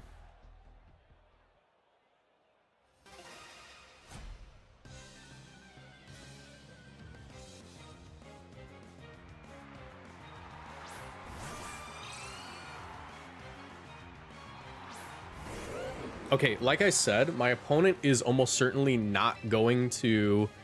Here, let me do this first. They're almost certainly not going to go for the fake out. Just doesn't help them. I can go Incineroar, though.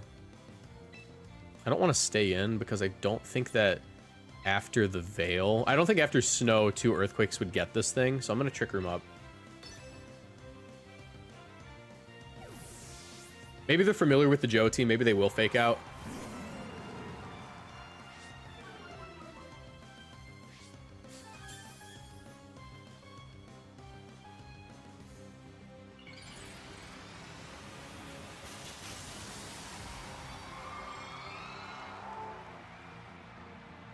Let's see if they Veil. I'd imagine they just Blizzard. I don't think Veil's super useful. Okay, they didn't fake out. Blizzard. Don't freeze me. Citrus Berry, nice. Okay.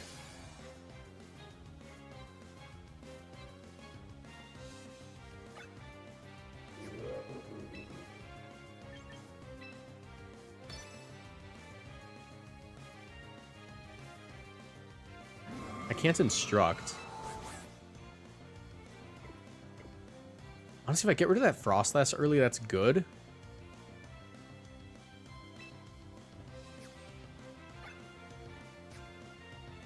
But I'm pretty sure I just Flare Blitz here. And Protect.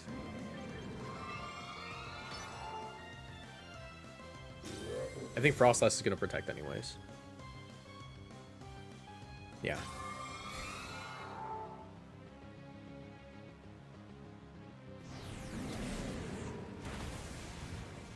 After Chople, I think we still eat this. Because we're freaking Incineroar. Oh, okay. I'll take it. I'll take it. Okay. I can instruct now.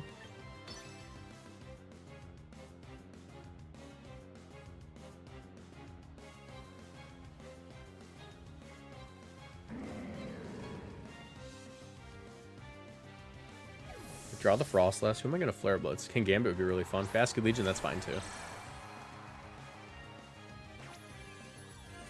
I believe this will force me to hit the Sneasler again, which is awesome. I hope that's how it works. Yeah.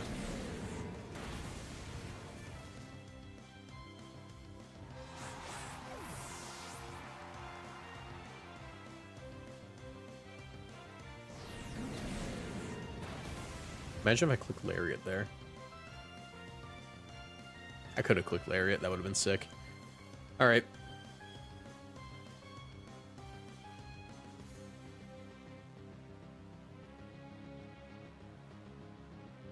Lariat's pretty safe. Aqua Jet's kind of scary, though. Aqua Jet's kind of scary. I'm pretty sure that just gets Incineroar.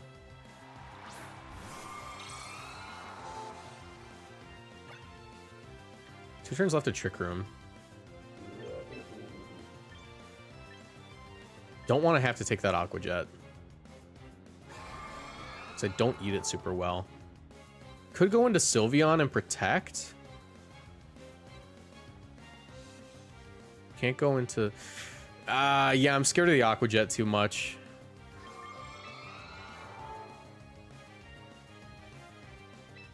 I think it's Sylveon Protect.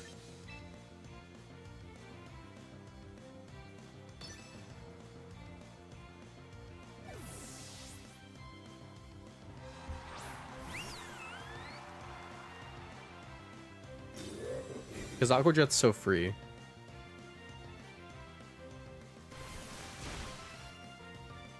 Do I eat the Blizzard? The Aurora Veil. Okay, actually, that's not bad. That's not bad.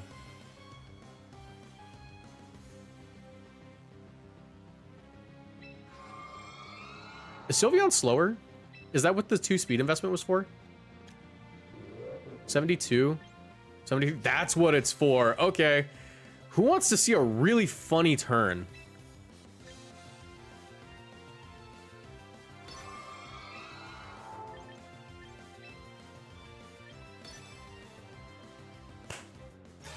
Oh, they have Protect? You're kidding me. They're not Scarf. Okay, that's at least helpful. But I thought they were going to be freaking Scarf.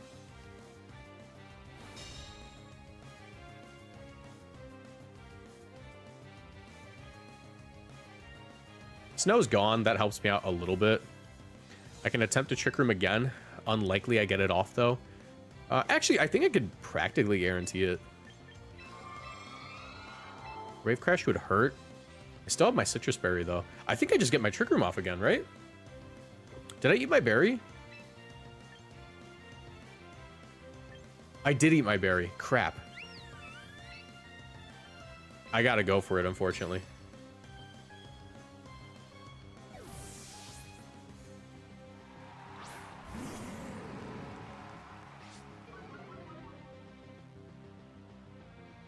Dodge. Yes. Okay. Okay. I think we eat the Wave Crash now. That's a -1 Wave Crash, and Incineroar and Rangaroo is pretty fat. Rangaroo's kind of a fat chud. Come on, -1. Oh my gosh, that's my chud. That's my Chudarangaroo. That's my Chudarangaroo, guys. I always knew he had it in him.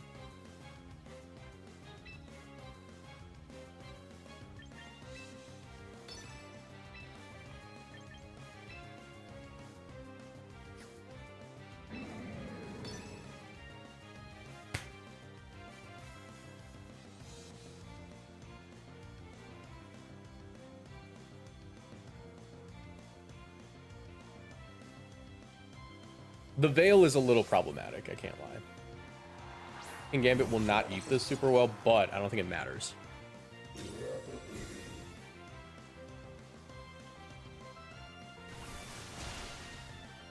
Okay. Time for my Chud Garchomp to do his thing.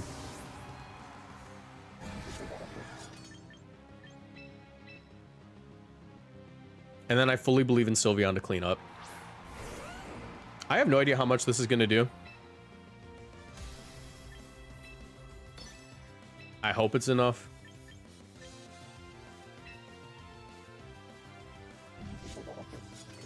Actually, I can't instruct it.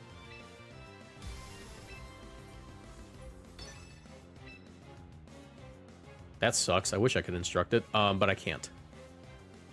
But I can't. I could Gravity.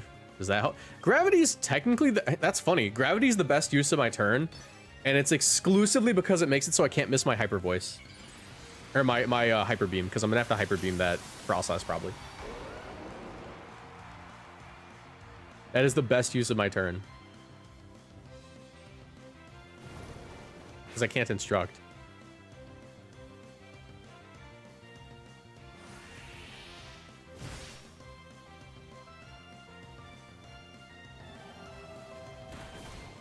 Ow.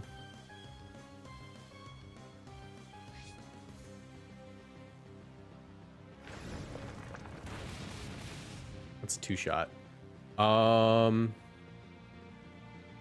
Okay, this is good news.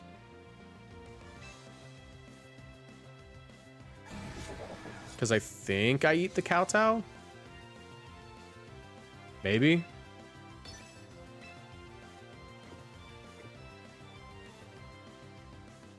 Oh, this is a little bit of a 50-50. I could go for Protect Instruct. That's an option too. I think the play's Protect Instruct.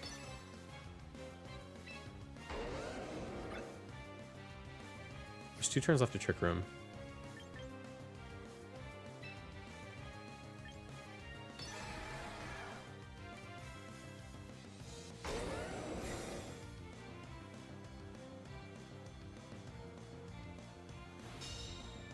Oh, that's not how it works. I forgot how it worked entirely.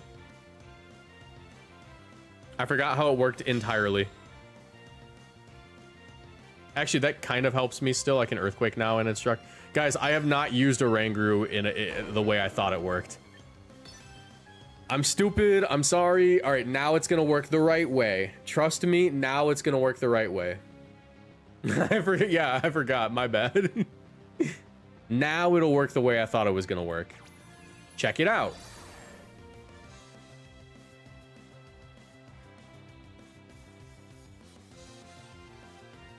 Oh, wait. I would have had to have gotten that off. So I might be a little stupid.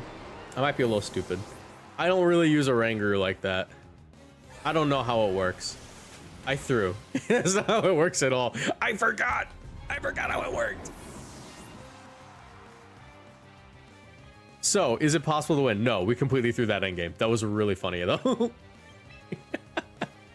I completely threw that endgame. All I had to do was Earthquake. Well, not really. Actually, I think we were pinned regardless. So here's the thing. So we saw that Kowtow Cleave moved first. I was pinned regardless of what happened. Because if they Kowtow Cleave, Garchomp dies and we're in the same position. The only thing that changes there is Sylveon hits the field a turn earlier and they still win. So I lost like 3 turns prior to that even happening. So I need you all to know, everything that just happened, as stupid as it made me look, technically made no difference.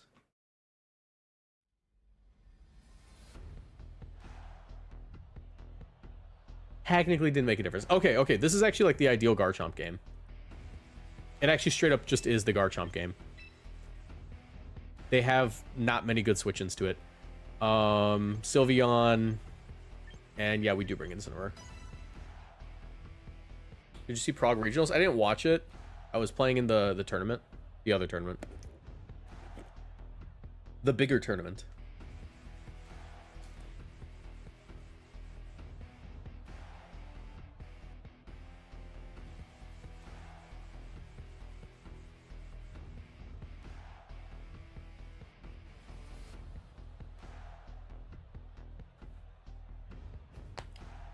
Gojo, it's over. They have no idea that I'm about to gravity all over them. They don't know I'm about to gravity all over them. With the sole exception of Satoru Gojo, of course. How do you do the Protect Oranguru play, right? Don't you have to, like, swing and then you instruct the Protect on the next turn? No. Yeah, you swing and then you Protect. No, how does it work?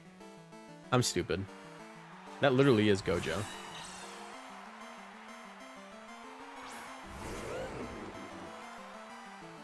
All right. I'm going to Earthquake, and I'm going to Trick Room.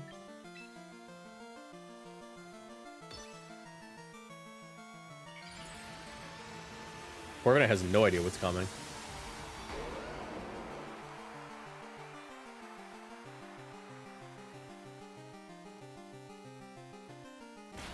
Oh my god, they actually just let me do that. They actually just faked out. Like, that's crazy. They know the team. They might know the team. Hopefully they're Sash. If they're Sash, this is doable still. Okay, yeah, they're Sash. Good. Good, this is still doable. Don't be Taunt. I don't think that they would be if they're doing this, but don't be. Okay, they don't know the team. They don't actually know the team.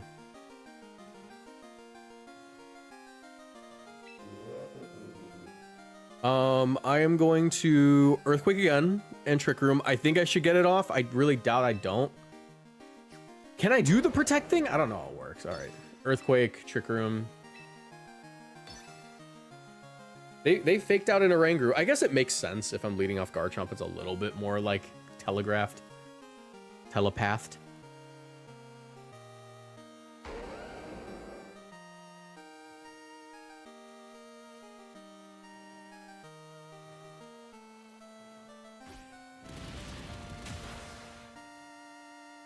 Okay, no, just crit me. All right, awesome. Yeah, the game's over.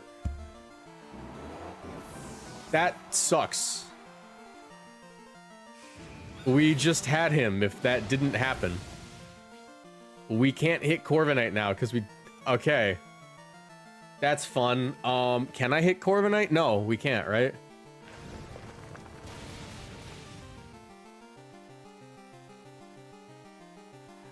That's awesome. I guess we have Incineroar.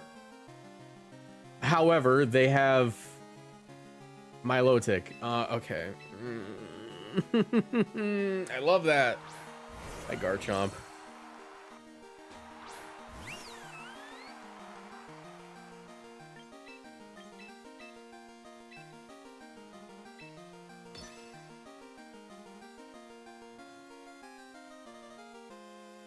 Yeah, we would have just won there. They had no... If I got the gravity off, they just lost. That sucks. All right. We might still be able to win this, depending on if they brought, like, Milotic or not. I don't think that the Corviknight's going to have Iron Head if it's running Brave Bird.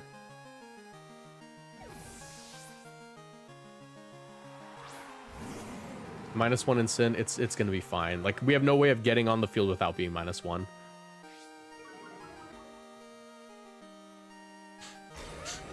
All right. Oh, they do have Iron Head. Great. It's 2 attack Corviknight. It's 2 attack Corviknight. Not super common. Usually just don't do that. Flare Blitz would not KO. Iron Head would KO us. I don't think we take the Earthquake. I have to try, though. That sucks. Iron Head and Brave Bird. They're also Mega Chomp. Okay, well that's like that's the icing on top. They were also Mega Chomp.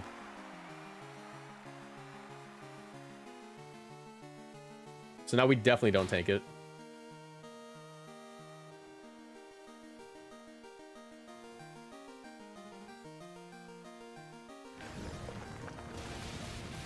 All right, good game. We're out of there. That sucks. That sucks. We had it. All we had to do was Trick Room, and they didn't have the counterplay for it.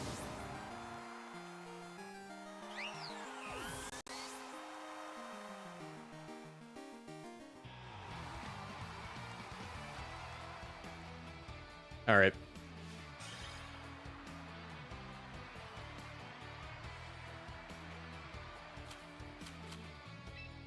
Continue. At least you know Mega Chomp can win, just not ours. True.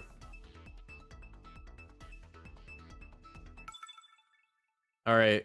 Can I please get the Trick Room off? Okay. Yeah, there's a Levitate user here. This is doable. We have to not get Encore locked. That's a very important thing here. Can't afford to get Encore locked.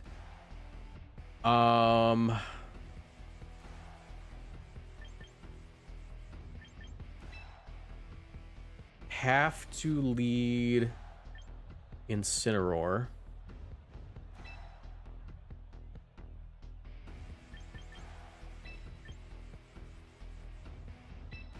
I think that's it.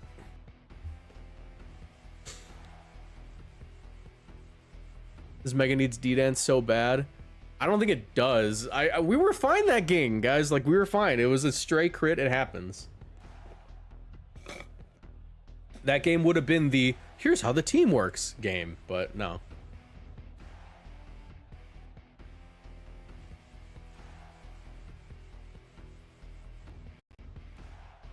Is this guy triple mega? Probably. If he's not triple mega, that's just like probably white herb Scizor. It's probably more likely.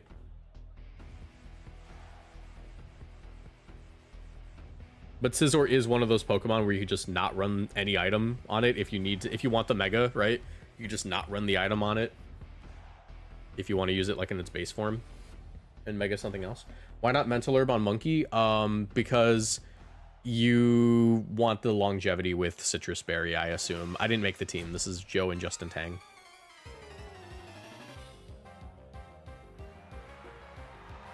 Scizor Arcanine. Okay, yeah, Trick Room practically guaranteed here. Practically, not truly, but practically.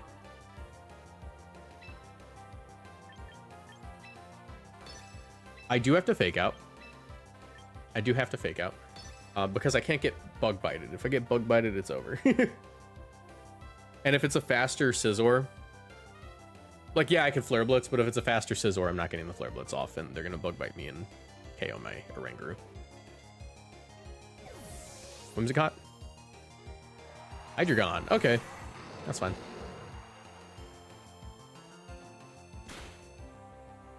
And just Parting Shot Hydreigon, Trick Room, Snarl, that's fine. I'd like to imagine we tank the Dark Pulse after a Parting Shot, and I don't think... I'd like to imagine that my opponent's not going to Draco Meteor and Incineroar. I'd like to imagine. You know, we've been imagining a lot of things lately. I love using my imagination.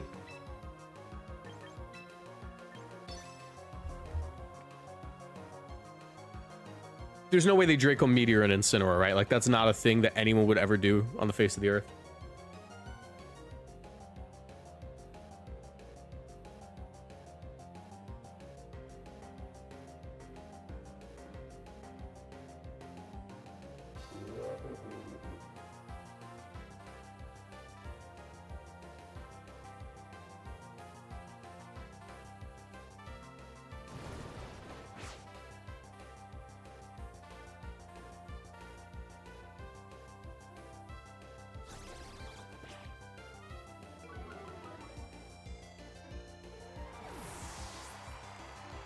All right.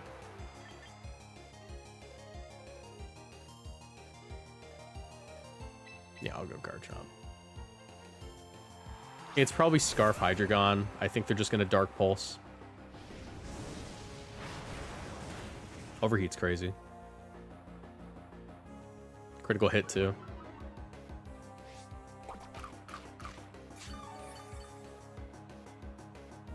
Earth Power. Okay, that's fine.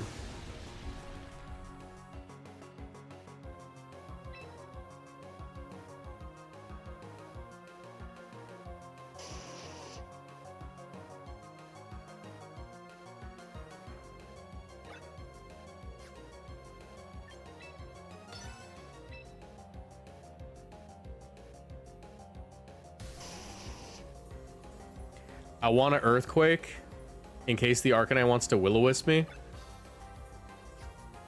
But I can't afford to let this Hydreigon Draco Meteor me, so I have to Dragon Claw. Even if it does Will-O-Wisp me, I think that we can make up for it. Okay, that's fine. If they want to go into Flow Out, we're just going to Earthquake it twice. Scizor? Okay. I could have Earthquaked, unfortunately.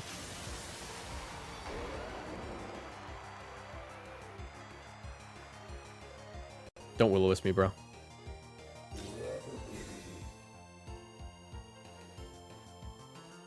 Morning Sun. Okay, no Will-O-Wisp at all. That's news. I think that into Earthquake would KO, so we can actually instruct.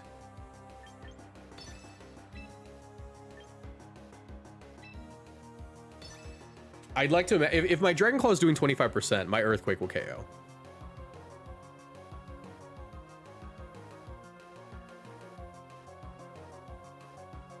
$26 even. Yeah, I'll KO with Earthquake. We'll probably get a double.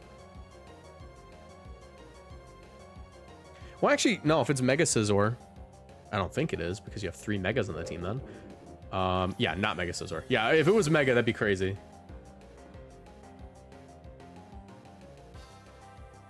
Dragon Claw should send it in range of the Earthquake. 45%, I believe. Bug Bite, that's fine. KO me. This is the only turn I need.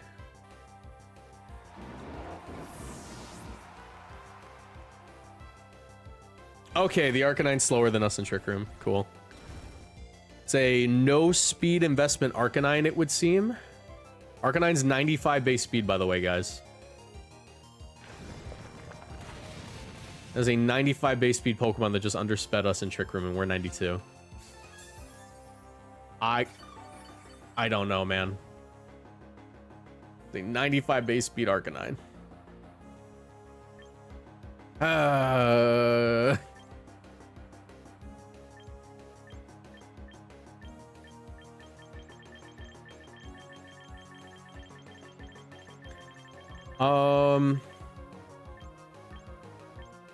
Go Incineroar. So it has a minus speed nature. I think it kind of has to. I want to check. Is this a minus speed freaking Arcanine? I'm not sure. We have some speed investment, but not a lot. How slow does Arcanine get? Arcanine, level 50. With no investment is 115. And we are... Hold on, let me pick my moves and we'll find out. Dude, I unironically have to Earthquake my own Incineroar here. I think I actually have to Earthquake my own Incineroar. That's so goofy.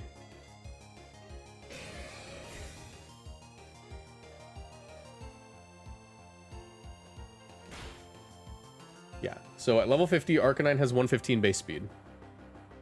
Or 115 speed.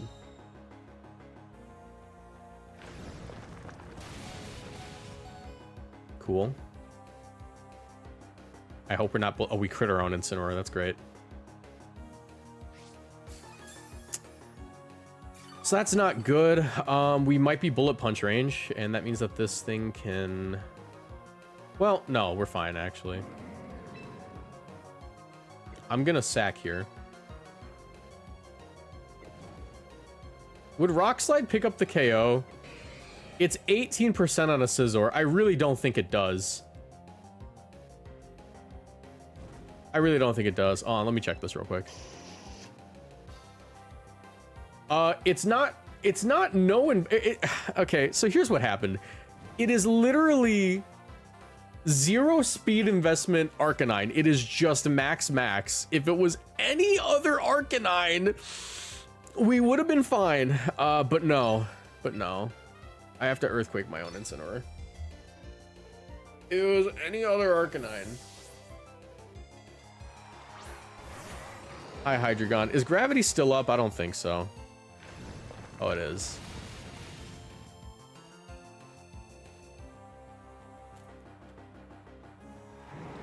That's awesome. That's awesome that this just happened. This game doesn't want you to exist right now, bro. I know.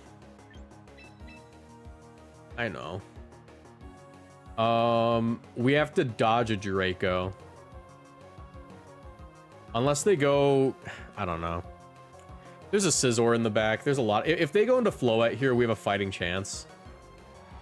There's Scizor. We have to be faster than the Scizor and eat a Bullet Punch. So the speed investment's the reason Chomp lost that? Yes, however, the speed investment's important for Tailwind.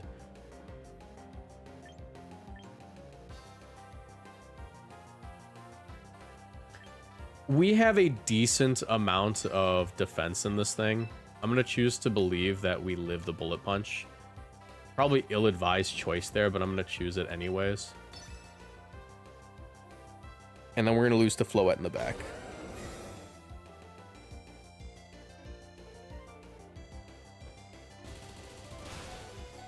Yep, we do live. There's the Draco.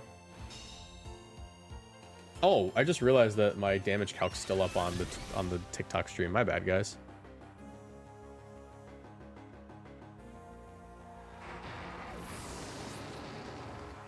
Didn't realize I did that.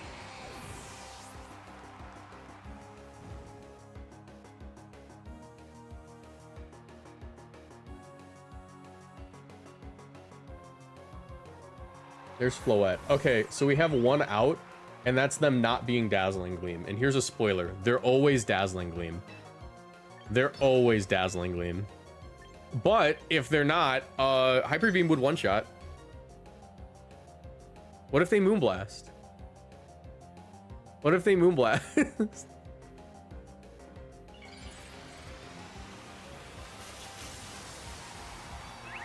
Dude, if they Moonblast, we can win.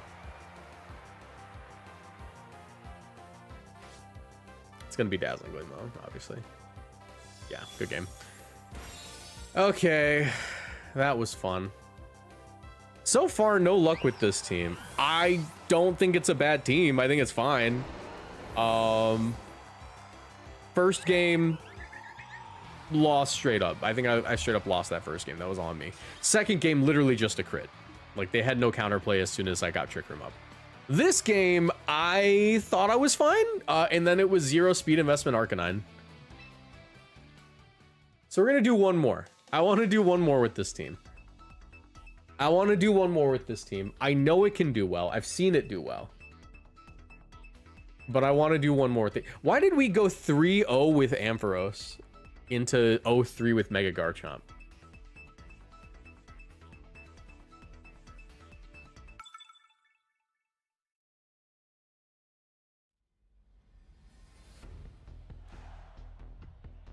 Okay, this isn't great either. That is a Mega Scovillain. This team definitely hates Mega Scovillain. We don't have any way of healing. We do have Hurricane. I guess that's our Mega Scovillain counterplay, but we're playing into Rain. Hurricane might one-shot Mega Scovillain. But it looks like this is going to be a Tailwind game, not a Trick Room. Which sucks, because I actually would have liked to use Sylveon a little bit more.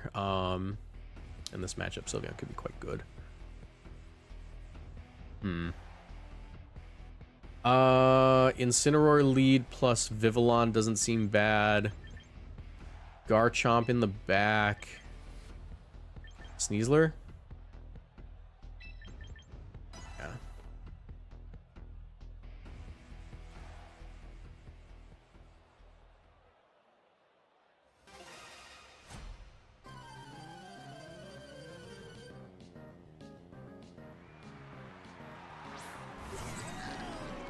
Brig Arch. This isn't that bad. I can pretty reliably Sleep Powder the Farigiraf and Parting Shot out.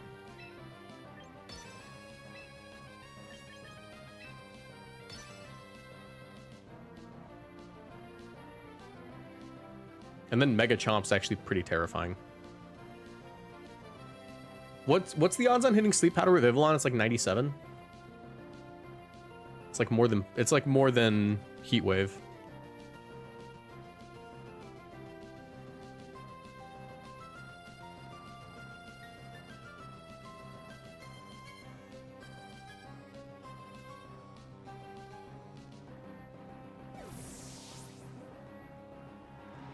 Pelipper, that's fine. I'm Focus Sash.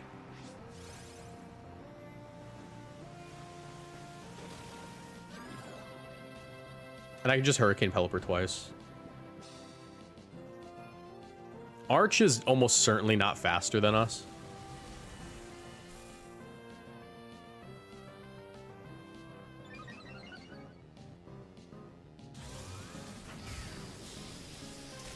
Oh, yeah, they didn't even break my Sash. That's an interesting turn.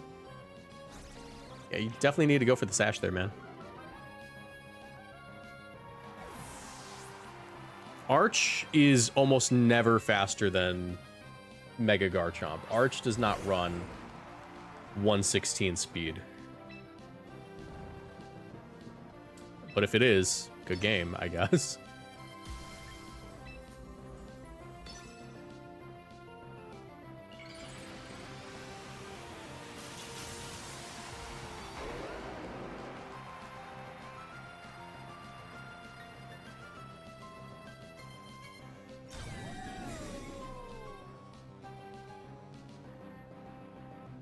Do we one-shot this thing? We're adamant. That's gonna inform my next turn.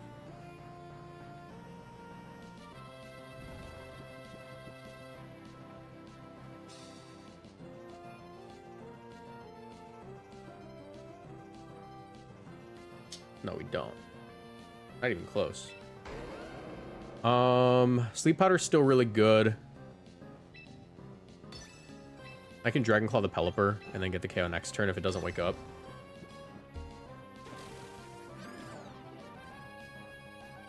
What is it? It's like 30% chance to wake up this turn or something.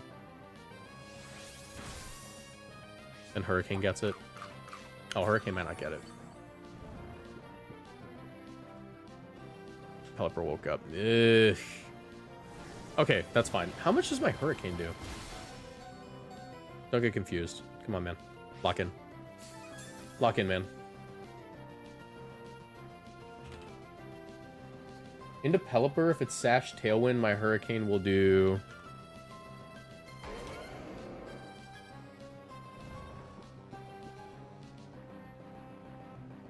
$72. Yeah, I get this KO.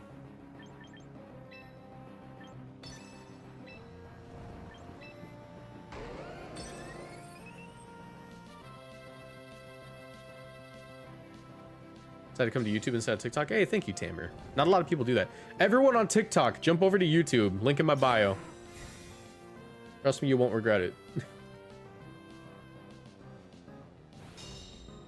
All right, I need it to not wake up this turn.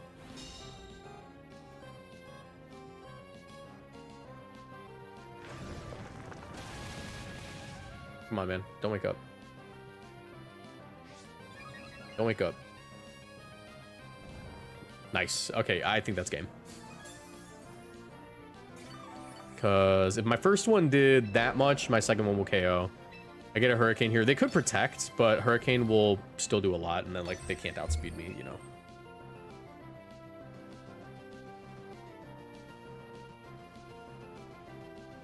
That's not an Ampharos. Scrawl, we used Ampharos at the start of the stream for the first, like, hour and a half. Ampharos went 3-0. It was a good Pokemon. Grigraf, you are not eating this, dude. This is a strong Earthquake. Arch wakes up, it's gonna protect. I don't care. I'm gonna Earthquake you next turn.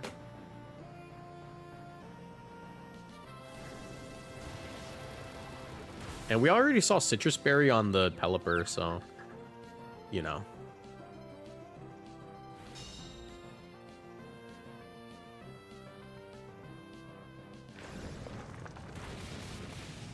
Not quite a KO. That's good, though. I don't want a KO there. We just Sleep Powder the Arch. Earthquake again. He's in the blender. I haven't actually gotten to play Champions in like 5 days. Yeah, you're hosting a big tournament.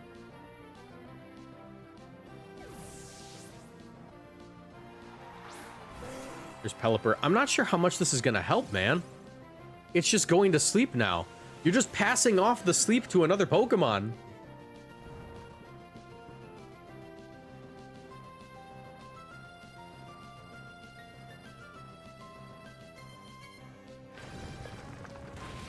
Correct me if I'm wrong, but wouldn't Sand Force help Mega Garchomp? I don't know. Would the Sand Force help the Mega Garchomp? Yeah, that's its ability. Yeah, Sand Force would help Mega Garchomp. However, Mega Garchomp's already, like, broke as is, you know? He's already kind of broke.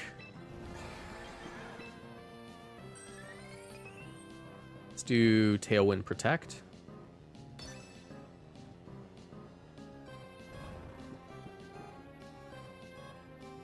So you have to, like, build a little... You don't really get to use the Sand Force, you know? Without, like, being super weak to everything. Mega Garchomp basically was given Sand Force because you're never going to get to use it, because it'd be broken.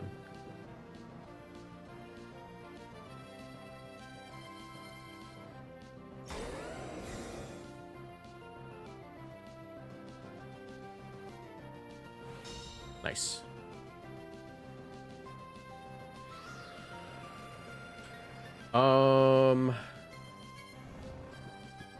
I get to Sleep Powder Rock Slide now. Though I think Sleep Powder Dragon Claw is stronger. Which is doing more, Dragon Claw or Rock Slide to a Pelipper? I think Rock Slide 75 base power, and then you cut it down to like if there's like 65 or something. 63 times 2 is like 120. Dragon Claw is also like 120, but I think the Rock Slide's marginally stronger and has the chance to flinch, so I think I have to Rock Slide.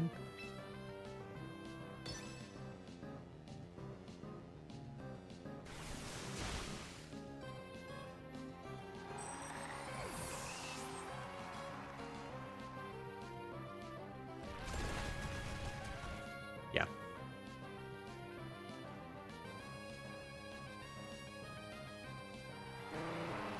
Because what, it's 80 times 1.5 is...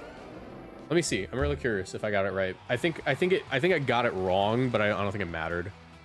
Because 75 times 0.75 is 56 times 2. Yeah, Dragon Claw was stronger. All right. Do I do one more? I'm gonna do one more.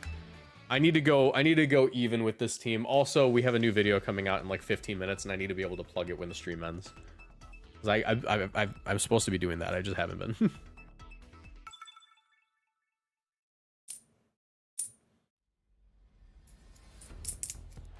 Oh my god. It's happening. It's happening. It's happening. It's happening.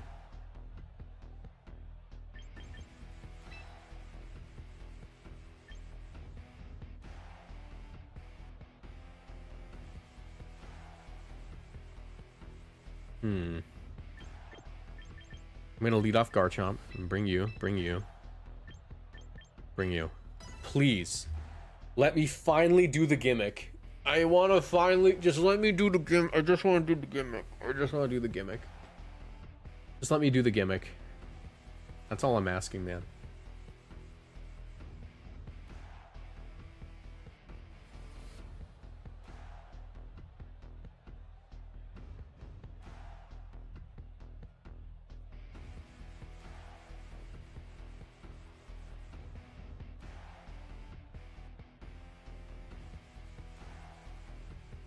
And then the monkey gets crit again. Yeah, we were in this very beautiful position earlier in the stream if you weren't here, and then the monkey got crit when we needed Trick Room the most. So it wasn't pretty. Guys, make sure you leave a like in the stream for Oranguru. We got 143 likes and almost 500 viewers.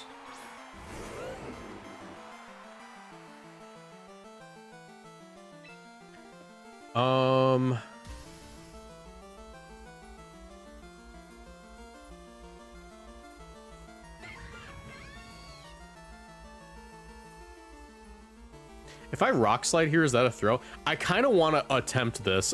This is actually kind of a crazy play, and I know I might be a little stupid for it, and we might just throw the whole video, but I want to do this. I want to break that disguise, and I want to Trick Room. I'm going to get both. I'm going to have my cake, and I'm going to eat it too. They will not go for Psychic and Play Rough into my Mega Garchomp. That's not what's going to happen. No, sir. That's not happening.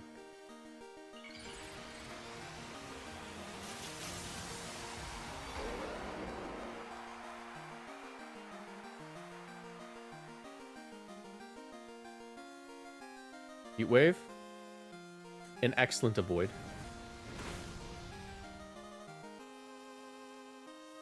Play Rough, I'm living this. As we all know, I'm living that.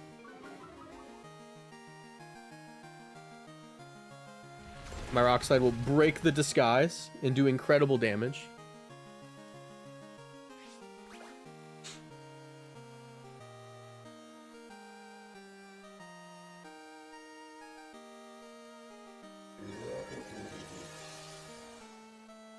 And now...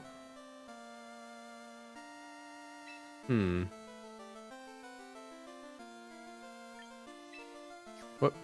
I will Protect. And I will Trick Room. No, not Trick Room. I will Gravity. I will Protect and I will Gravity.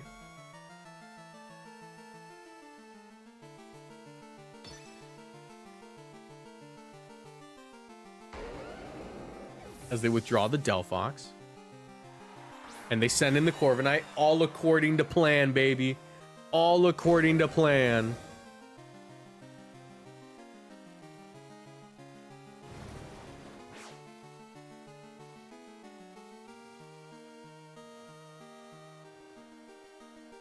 They go for the play rough. And now I can Earthquake and go into my Incineroar. And we hope that they don't double the Garchomp because I just want this to happen. I'm not even playing optimally anymore. I'm just playing to make it happen. Can you instruct, protect, and use a move? Yes, but I just protected, so it'll probably fail. Don't be White Herb.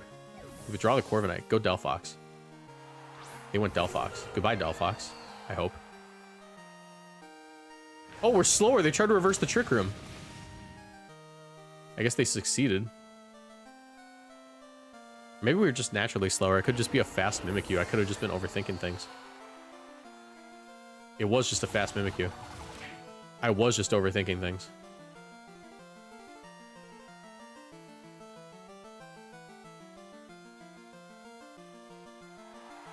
There's Corvi. Hmm.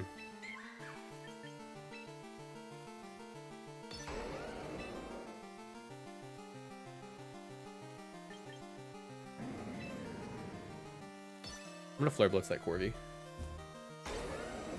Let's see if they have Shadow Sneak. Yep, there it is.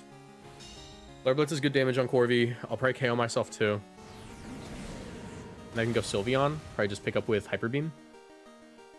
That's probably Hyper Beam range. I'd like to imagine. Oh, I didn't KO myself. Ooh. Okay, never mind. That's not great. Iron Defense. Hmm.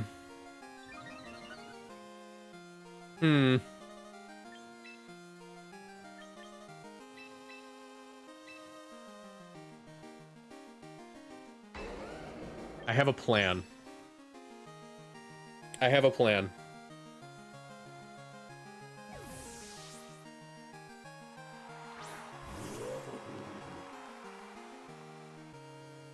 Corviknight almost certainly doesn't have Protect. Or probably Roost. Hopefully I KO'd myself here because I need that. Did not KO myself. Do Roost. Okay, I needed to KO myself there.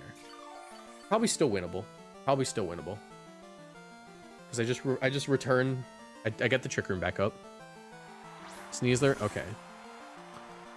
We have to Trick Room again. I need a Flare Blitz here.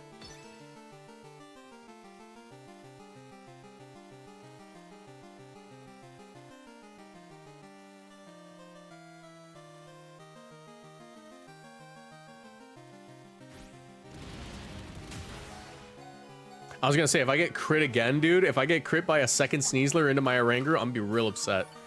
I'm gonna be absurdly upset.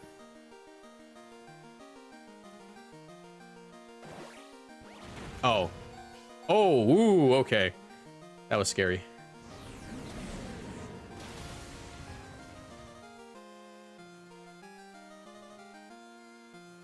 I think we get it now, though.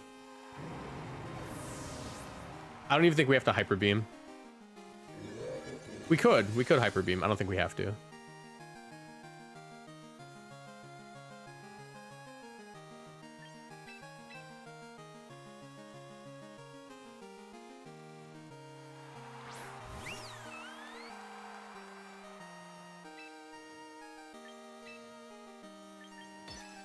Hyper Voice should be strong enough.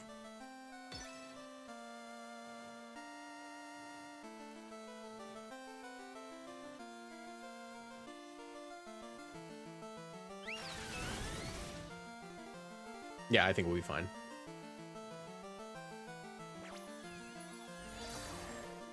How's Instruct Hyper Beam work? It lets you bypass the recharge turn and just go.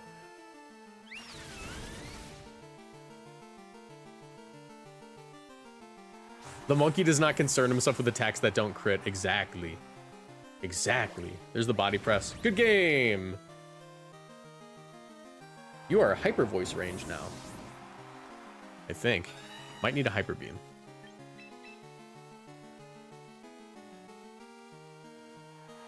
It's single target Hyper Voice. How much did the first one do? gotta check. I'm not sure. I'm gonna Hyper Beam.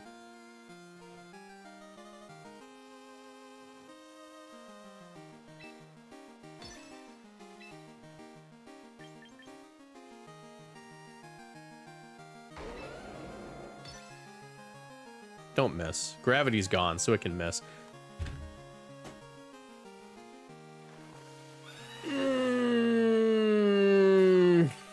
It missed. It missed.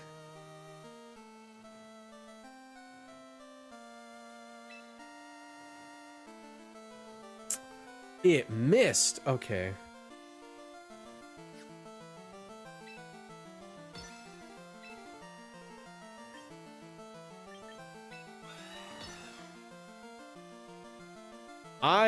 This game does not like me.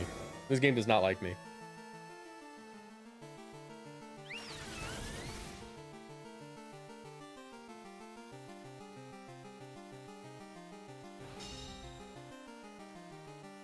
Okay, how many turns of Trick Room are left? 1 turn left of Trick Room. That's not good.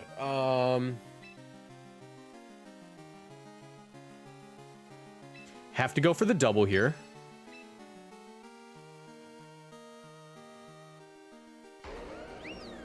They're not gonna roost. I think I have to Hyper Beam here. I think I Hyper Beam on this turn because they have to KO my Garchomp. And if they don't, I don't know, maybe. Oh my gosh. Can you just not here? A body press? Okay.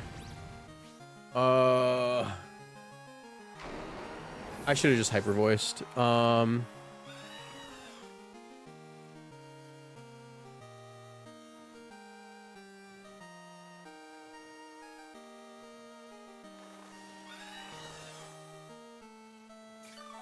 Okay, they roost there. How much did that hyper beam do? Do I have a shot here?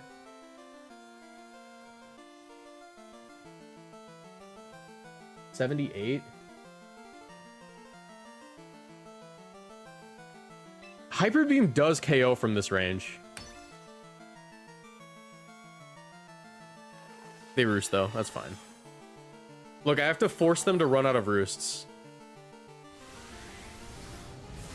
May I crit? Oh no, it doesn't KO from that range. Alright, well.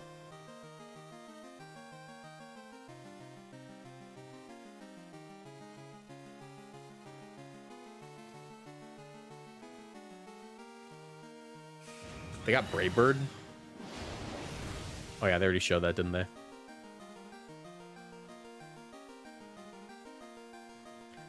If they Brave Bird again, I win. I'm gonna keep hyper voicing.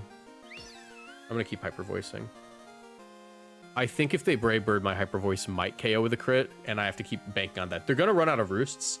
I think they, yeah, is that roost number 4 or roost number 3?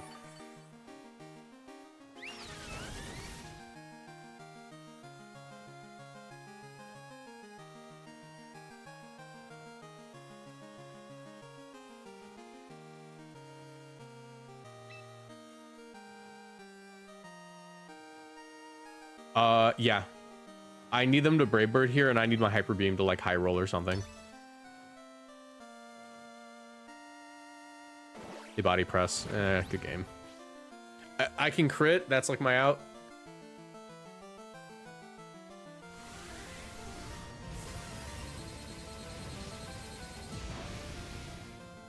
No. Well, that's unfortunate. Yeah, we missed a Hyper Beam to lose.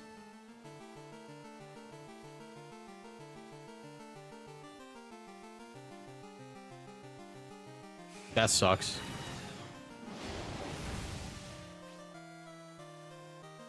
Well, what do you do? You know, what do you even do about that? That sucks.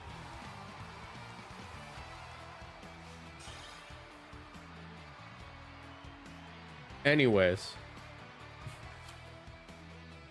Yeah, I think we straight up just kind of got unlucky today. I think the team's fine. The team's fine. We got a little bit unlucky. All right. It's so cursed. Yeah. We're gonna call it there for today, but I have news. I have news that will drop in 2 minutes. Give me a second. I think it was winnable if I went for Hyper Voice, just because I kept more pressure there, but Hyper Beam I think was always the play. Like, the thing is, it's still winnable with Hyper Voice, but I think the most likely win was Hyper Beam. Because it's only a 10% chance to miss. It's only a 10% chance to miss, so... Yeah, just got a little unlucky there. But we got 439 viewers on YouTube. We got 140 viewers on Twitch, and on TikTok we have 826 live viewers. So I'm gonna ask you guys to do me a little bit of a favor today. Everyone in chat, I'm gonna ask you all to do me a little bit of a favor today. You guys ready? You guys know what the favor is gonna be? It's kind of a big favor, right? You used all your good graces with the AMPHAROS team? Yeah. Yeah. Also, I think we got another super chat. Oh yeah, I already read this one. Okay, hold on. Give me a minute. Give me a minute.